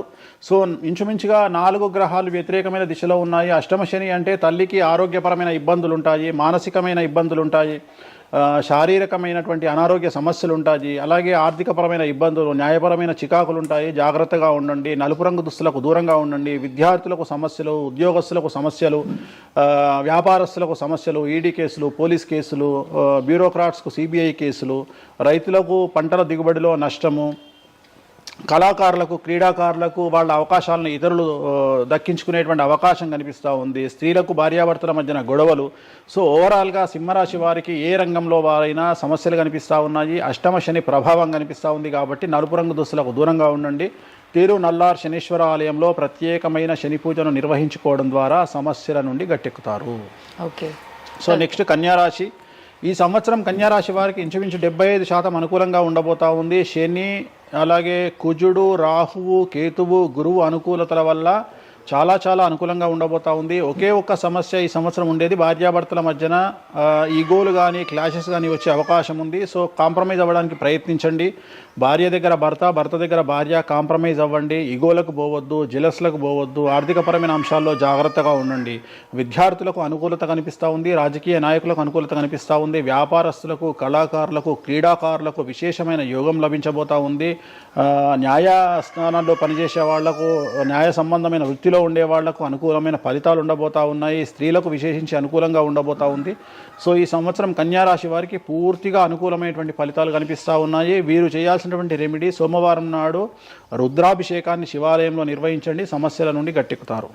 సో నెక్స్ట్ తులారాశి. తులారాశి వారికి షష్టమ స్థానంలో శని కనిపిస్తూ ఉన్నాడు. కాకపోతే గురువు విపరీత రాజయోగాన్ని ఇవ్వబోతా ఉన్నాడు. వీళ్ళకి గురు బలము మరియు దైవ బలం అనుకూలంగా ఉండడం వల్ల మీ జీవితాన్ని కొత్తగా ప్రొజెక్ట్ చేసుకునేటువంటి అవకాశం మీకు దేవుడు కల్పిస్తూ ఉన్నాడు. ముందుకు వెళ్ళే ప్రయత్నం చేయండి. చాలా కొత్తగా మిమ్మల్ని మీరు ఆవిష్కరించుకునే ప్రయత్నం చేయండి. మిమ్మల్ని మీరు కొత్తగా సమాజానికి చూపించుకోండి. దానివల్ల మీ ఆలోచనలు మార్చుకోండి. చాలా గొప్పగా థింక్ చేయండి, గొప్పగా కలలు కనండి, వాటిని సాకారం చేసుకోండి. గురువు అనుకూలంగా ఉన్నాడు. కాకపోతే కుటుంబంలో పెను సంచలనం జరిగే అవకాశం కనిపిస్తూ ఉంది. 6వ స్థానము భాగ్యానికి మరియు శత్రుత్వానికి కారకుడు కాబట్టి శని వల్ల సంచలనం జరిగే అవకాశం ఉంది. విద్యార్థులు, ఉద్యోగస్తులు, వ్యాపారస్తులు, కళాకారులు, క్రీడాకారులు, రైతులు, అలాగే రాజకీయ నాయకులు ఎవరైనా సరే వాళ్ళ జీవితంలో ఏదో ఒక పెను సంచలనం జరిగే అవకాశం కనిపిస్తూ ఉంది. నలుపు రంగు దుస్తులకు దూరంగా ఉండండి. తిరు నల్లార్ శనీశ్వర ఆలయంలో ప్రత్యేకమైన శని పూజ నిర్వహించడం ద్వారా సమస్యల నుండి బయటపడతారు. నెక్స్ట్ వృశ్చిక రాశి. వృశ్చిక రాశి వారికి అర్ధాష్టమ శని వెళ్ళిపోయింది. శని గురువులు అనుకూలంగా ఉన్నారు, రాహు కేతువులు అనుకూలంగా ఉన్నారు. కళాకారులు, క్రీడాకారులు, ఉద్యోగస్తులు, విద్యార్థులు, వ్యాపారస్తులు, రైతులు, రాజకీయ నాయకులు, స్త్రీలు, అన్ని రంగాల వారికి పూర్తిగా 100కి 100% అనుకూలంగా ఉన్నటువంటి రాశి వృశ్చిక రాశి. పూర్తి స్థాయిలో విశాఖ 4, అనురాధ 1, 2, 3, 4, జ్యేష్ఠ 1, 2, 3, 4, 9 పాదాల వారికి విశేషించి రాజయోగంగా భావించాల్సి ఉంటుంది. మే వరకు విపరీత రాజయోగం కనిపిస్తూ ఉంది. మే తదుపరి కూడా అనుకూలమైన ఫలితాలను పొందుతారు కాబట్టి వీరికి ఎటువంటి రెమెడీస్, ఎటువంటి పూజలు అవసరం లేదు. చాలా గొప్పగా కలలు కనండి. మీకున్నటువంటి కళలను సాకారం చేసుకోండి. మీకు ఎటువంటి రెమెడీస్ కూడా అవసరం లేదు. నెక్స్ట్ ధనుస్సు రాశి. ధనుస్సు రాశి వారికి అర్ధాష్టమ శని నడుస్తూ ఉంది. అర్ధాష్టమ శని అనేటువంటిది డబ్బులను అధికంగా ఇచ్చి ఆ డబ్బుల ద్వారా సమస్యలు తెచ్చేటువంటి ఒక పరిస్థితి. అంటే డబ్బులు లేకపోతేనే సమస్యలు అంటారా? డబ్బులు ఉంటే కూడా సమస్యలు. డబ్బులు ఉన్నప్పుడు వాటిని మనం ఖర్చు చేసే విధానంలో సమస్యలు, వాటిని మనం ఎలా సమాజంలో ఖర్చు పెట్టబోతున్నామనే సమస్యలు ఏర్పడేటువంటి అవకాశం ఉంది. కాబట్టి మీరు ఇన్వెస్ట్మెంట్ చేయడంలో కానీ, అప్పులు ఇవ్వడంలో కానీ, ఎవరికైనా అప్పులు ఇవ్వడంలో కానీ, చిట్టీలు వేయడంలో కానీ, సహాయం చేయబోయేటప్పుడు కానీ జాగ్రత్తలు తీసుకోండి. ఎటువంటి పరిస్థితుల్లోనూ డబ్బులు ఎవరికి ఇవ్వవద్దు. సో ధనుస్సు రాశి వారికి డబ్బు పరంగా సమస్యలు ఏర్పడే అవకాశం ఉంది. రాక డబ్బులు వచ్చినాయి కాబట్టి తీసుకెళ్ళి వేరే వాళ్ళకి ఇచ్చి మోసపోయే అవకాశాలు కనిపిస్తూ ఉన్నాయి. ఈ ఒక్క విషయంలో ధనుస్సు రాశి వాళ్ళు జాగ్రత్తలు తీసుకుంటే విద్యార్థులకు, ఉద్యోగస్తులకు, కళాకారులకు, క్రీడాకారులకు, రాజకీయ నాయకులకు, స్త్రీలకు, వ్యాపారస్తులకు, రైతులకు, అన్ని రంగాల వారికి ఈ సంవత్సరం అనుకూలంగా ఉంటుంది. ఓన్లీ మీరు చేయాల్సిన రెమెడీ నలుపు రంగు దుస్తులకు దూరంగా ఉండండి. తిరునల్లార్ శనీశ్వర ఆలయంలో ప్రత్యేకమైన శని పూజ నిర్వహించడం ద్వారా సమస్యల నుండి గట్టెక్కుతారు. నెక్స్ట్ మకర రాశి వారికి ఈ సంవత్సరం చాలా అనుకూలంగా ఉంది. ఈ సంవత్సరం అండర్లైన్ చేయాల్సిన విషయం ఏమిటంటే మకర రాశి వారికి భార్యాభర్తల మధ్యన గ్యాప్ ఏర్పడేటువంటి అవకాశం ఉంది. గొడవలు వచ్చే అవకాశం ఉంది. ఈగోస్ వల్ల కానీ వేటి వల్ల అయినా సమస్యలు వచ్చే అవకాశం ఉంది. అది కాకుండా విద్యార్థులకు అనుకూలతలు ఉంటాయి, ఉద్యోగస్తులకు అనుకూలతలు ఉంటాయి, రైతులకు 2 పంటల దిగుబడి రాబడి ఉంటుంది. అలాగే రాజకీయ నాయకులకు సమాజంలో మంచి పేరు ప్రఖ్యాతులతో పాటు పదవులు సిద్ధిస్తాయి. రైతులకు 2 పంటల దిగుబడి రాబడి ఉంటుంది. వ్యాపారస్తులకు రూపాయికి 100 రూపాయల లాభం ఉంటుంది. స్త్రీలకు కోరుకున్నటువంటి ఫలితాలు ఉంటాయి. అన్ని రంగాల వారికి అనుకూలమైన ఫలితాలు మకర రాశి వారికి ఉండబోతా ఉన్నాయి. వీరు సోమవారం నాడు శివాలయంలో రుద్రాభిషేకం నిర్వహించుకున్నట్లయితే సమస్యల నుండి గట్టెక్కుతారు. సో నెక్స్ట్ కుంభరాశి వారికి ఏలినాటి శని చివరి అంకంలో ఉంది. చాలా సమస్యలు కనిపించబోతా ఉన్నాయి. కుటుంబంలో ఎవరిని తీసుకున్నా విద్యార్థులు, ఉద్యోగస్తులు, వ్యాపారస్తులు, కళాకారులు, క్రీడాకారులు, రాజకీయ నాయకులు, స్త్రీలు, ఉద్యోగస్తులు, బ్యూరోక్రాట్లు అందరికీ సమస్యలు ఉన్నాయి. వాహన ప్రమాదాలు, పోలీస్ కేసులు, కోర్టు కేసులు, ఆరోగ్యపరమైన ఇబ్బందులు, మానసికమైన ఇబ్బందులు, స్త్రీలకైతే థైరాయిడ్ సమస్యలు, పీసీఓడి సమస్యలు, గర్భసంచికి సంబంధించిన సమస్యలు, మానసికమైన ఇబ్బందులు బాధించే అవకాశం కనిపిస్తూ ఉంది. జాగ్రత్తగా ఉండండి. నలుపు రంగు దుస్తులకు దూరంగా ఉండండి. శనివార నియమాన్ని పాటించండి. సప్త శనివార వ్రతాన్ని పాటించండి. సప్త శనివార వ్రతం అంటే శనివారం నాడు శ్రీ వెంకటేశ్వర స్వామి వారికి సంబంధించినటువంటి వ్రతము. ఇది పుస్తకం మీకు మార్కెట్లో దొరుకుతుంది. తీసుకొచ్చుకొని 7 వారాల పాటు 7 శనివారాల పాటు చేయండి. సమస్యల నుండి గట్టెక్కుతారు. ఇక చివరిది లాస్ట్ది అనేటువంటిది మీనరాశి వారికి ఈ సంవత్సరం జన్మశని నడుస్తూ ఉంది. జన్మశని చాలా డేంజరస్గా ఉండబోతూ ఉంది. ఏ రంగంలో ఉండే వారికైనా ఈ సంవత్సరం సమస్యలు తప్పవు. ఆర్థికంగా, సామాజికంగా, న్యాయపరంగా, ఆరోగ్యపరంగా, వాహన ప్రమాదాలు అవ్వచ్చు, ఆర్థికపరమైన నష్టాలు అవ్వచ్చు, పోలీస్ కేసులు అవ్వచ్చు, ఇంట్లో తల్లిదండ్రులు ఒకళ్లకు ప్రాణగండాలు అవ్వచ్చు, భార్యాభర్తల మధ్యన గొడవలు అవ్వచ్చు. మరీ ముఖ్యంగా ఈ సంవత్సరం మీనరాశి జాతకులు ఉండేటువంటి ఇళ్లలో మగవాళ్లకు సంపాదన లేకుండా ఖాళీగా ఉండడం వల్ల ఆడవాళ్లు మాత్రమే సంపాదించి, ఆడవాళ్ల ఉద్యోగంతో డబ్బులు సంపాదించి, ఆడవాళ్ల అంటే భార్యల మీదనో, ఆడవాళ్ల కూతుళ్ళ మీదనో, తల్లి మీదనో బ్రతికేటువంటి పరిస్థితి మగవాళ్లకు ఉండే అవకాశం ఉంది. కాబట్టి ఈగోలను చంపుకోండి. సో ఆడవారి మీద బ్రతకడానికి సిద్ధపడండి, కష్టపడండి, మానసికంగా సంసిద్ధులుగా ఉండండి. అంటే అలాంటి ఒక కండిషన్ ఈ సంవత్సరం ఉండబోతా ఉంది. ఈ ఒక్క సంవత్సరాన్ని కనుక మీరు దాటగలిగితే మీ జీవితంలో మంచి మంచి మంచి పొజిషన్లకు వెళ్తారు. సో నలుపు రంగు దుస్తులకు దూరంగా ఉండండి. రాత్రిపూట ప్రయాణాలు చేయకండి. వాహన ప్రమాదాలు జరిగే అవకాశం కనిపిస్తూ ఉంది. జన సమూహం ఉన్నటువంటి ప్రాంతాలకు వెళ్ళకండి. సో జాగ్రత్తలు తీసుకోండి. నలుపు రంగు దుస్తులకు దూరంగా ఉండండి. తిరునల్లార్ శనీశ్వర ఆలయంలో ప్రత్యేకమైన శని పూజ నిర్వహించడం ద్వారా సమస్యల నుండి బయటపడతారు. ఇప్పుడు ఈ రాశి ఫలాల్ని ఈ మధ్యకాలంలో చాలా మంది ఫాలో అవుతున్నారండి. ఇది అక్షరం అంటే పేరులో మొదటి అక్షరాన్ని బట్టి ఫాలో అవ్వాలా, లేదంటే డేట్ ఆఫ్ బర్త్ బట్టి వచ్చే రాశిని ఫాలో అవ్వాలా? ఇది పేరులో దాని సంబంధం లేదు. డేట్ ఆఫ్ బర్త్ ప్రకారం చూసుకోవాలి. రెండోది ఇది గోచారం, గ్రహచారం వేరు, గోచారం వేరు. ఇది జస్ట్ గోచారం ప్రకారం ఎలాగైతే మనము సౌరమానం ప్రకారము మనం చూసుకుంటామో అలా ఇది ఓన్లీ చాంద్రమానం ప్రకారము మీ నక్షత్రం ప్రకారం చూసుకోవాల్సిందే. మళ్ళీ వ్యక్తిగతమైన జాతకం వేరు. అంటే ఒక 3-4 రాశులు మినహాయించి అన్ని రాశుల వారికి కొంచెం ఇబ్బందికర పరిస్థితులే ఉన్నాయి. దానికి మీరు చెప్పిన రెమెడీస్ చేసుకుంటే సరిపోతుంది. ధన్యవాదాలండి, చాలా చక్కగా వివరించారు. ఓం నమో వెంకటేశాయ.